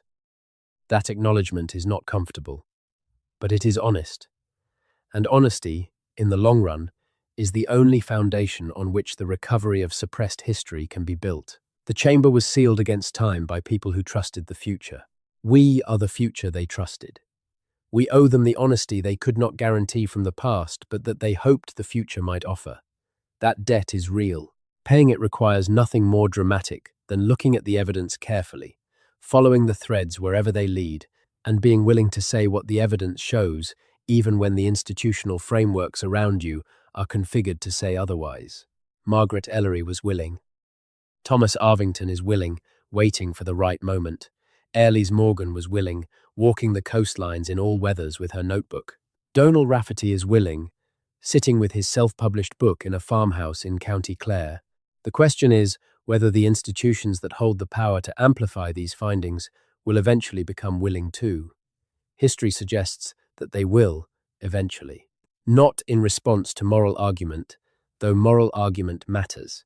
In response to the accumulation of evidence past the point where the prior commitment can contain it, we are approaching that point, perhaps faster than we know. The chamber waits. The pattern is visible. The stones are patient. And so, in the end, are we. There are threads we have not pulled tonight. The story is larger than any single account can contain. The evidence stretches into corners of the archive and corners of the landscape that would take not hours, but years to fully document. What we have done tonight is walk the main corridor of a very large building, opening the most important doors and looking through them, describing what we see with as much honesty and precision as the available light allows. The doors that remain closed are many. The Smithsonian objects that have never been properly analyzed. The private collections that were never donated to institutions and that passed through estate sales into the hands of collectors who had no idea what they held. The sites in the Ohio Territory that have been built over and that a ground-penetrating radar survey might recover if the funding and the institutional will existed. The Cahokia tablets, most immediately, they are being analyzed now. The researchers holding them know what they have. They are working carefully as the situation demands, because they understand that what they publish will be the most scrutinized paper any of them has ever put their names to. The peer reviewers will be skeptical. The institutional response will be watchful. They cannot afford to be wrong, but they also cannot afford to be dishonest. And if the tablets show what the preliminary description suggests they might show, then being honest about it means saying so, clearly, in the peer-reviewed literature, where it can be examined and tested, and either confirmed or ruled out by the full weight of the scholarly community. That moment of honesty may be very close, or it may be years away. The history of this subject has not been a history of speed or efficiency. It has been a history of patience and stubbornness, and the long accumulation of fragments into a pattern. But the pattern is there. The stones are patient, and we, lying in the dark on the far edge of this account, can afford to be patient too. The work will continue in the morning. The evidence will still be there. The chamber will still be waiting under whatever landscape now covers it. The tablets will still be in the laboratory. The Ellery papers will still be in the archive. And you will still carry, in the back of your mind where the night has put it, the shape of this story. The sealed room and the fitted floor and the corbelled ceiling and the tablets that looked like pages and the bones that looked like whales and the man who wrote it down honestly and the woman who refused to let it go and the pattern that spreads from that room across 2 continents and 4,000 years. That shape is yours now. Use it as carefully as the people who built the chamber used their knowledge. Use it in the service of honesty and accuracy and justice. Use it to ask better questions and to refuse the comfortable dismissals and to follow the evidence with the stubbornness of someone who knows that truth matters even when it is inconvenient. That is the best any of us can do with the things we inherit from the past. The chamber is patient, the stones are patient, and now, finally, so are you. Sleep well. The morning will bring what it brings. The story continues. One last thing, and then silence. The people who come after us will find things we could not find. They will have tools we do not have. They will read documents that are still sealed in archives nobody has opened, artifacts that are still in the ground, connections between traditions that are still invisible to us because the relevant evidence has not yet been gathered in one place at one time by people who know how to look. They will look back at this moment, at the early 21st century, and they will see a period in which the evidence for a richer and more complex pre-Columbian North America was accumulating faster than the institutional structures could contain it. They will see the moment when the Cahokia tablets were analyzed, the moment when the Arvington analysis was finally published, the moment when the Highland manuscript was digitized and made accessible to scholars who could connect it to the Hatch collection transcriptions for the first time. They will see the moment when the chamber was found. Perhaps that moment is close. Perhaps it is decades away, but it is coming, with the same inevitability that brought Josiah Whitmore's journal to Cornelius Hatch's collection, and from there to Margaret Ellery's hands, and from there to the university archive where it waited for Thomas Arvington to find it. History is not a straight line. It is not a steady accumulation toward clarity. It is a braided stream, moving forward in many channels at once, some of them going underground for a while, emerging again where the geology allows. but it is moving, always forward, in the long view, toward the truth of what happened. The sealed chamber is part of that forward movement. It always was. Even in the decades when it was most thoroughly suppressed, when the institutional wall was highest and the dismissals were most complete, the evidence persisted. The journal survived. The papers survived. The analysis waited in a desk drawer. The stones were patient. And we are still here, listening to what they have to say. Good night. The stones are patient. So are we.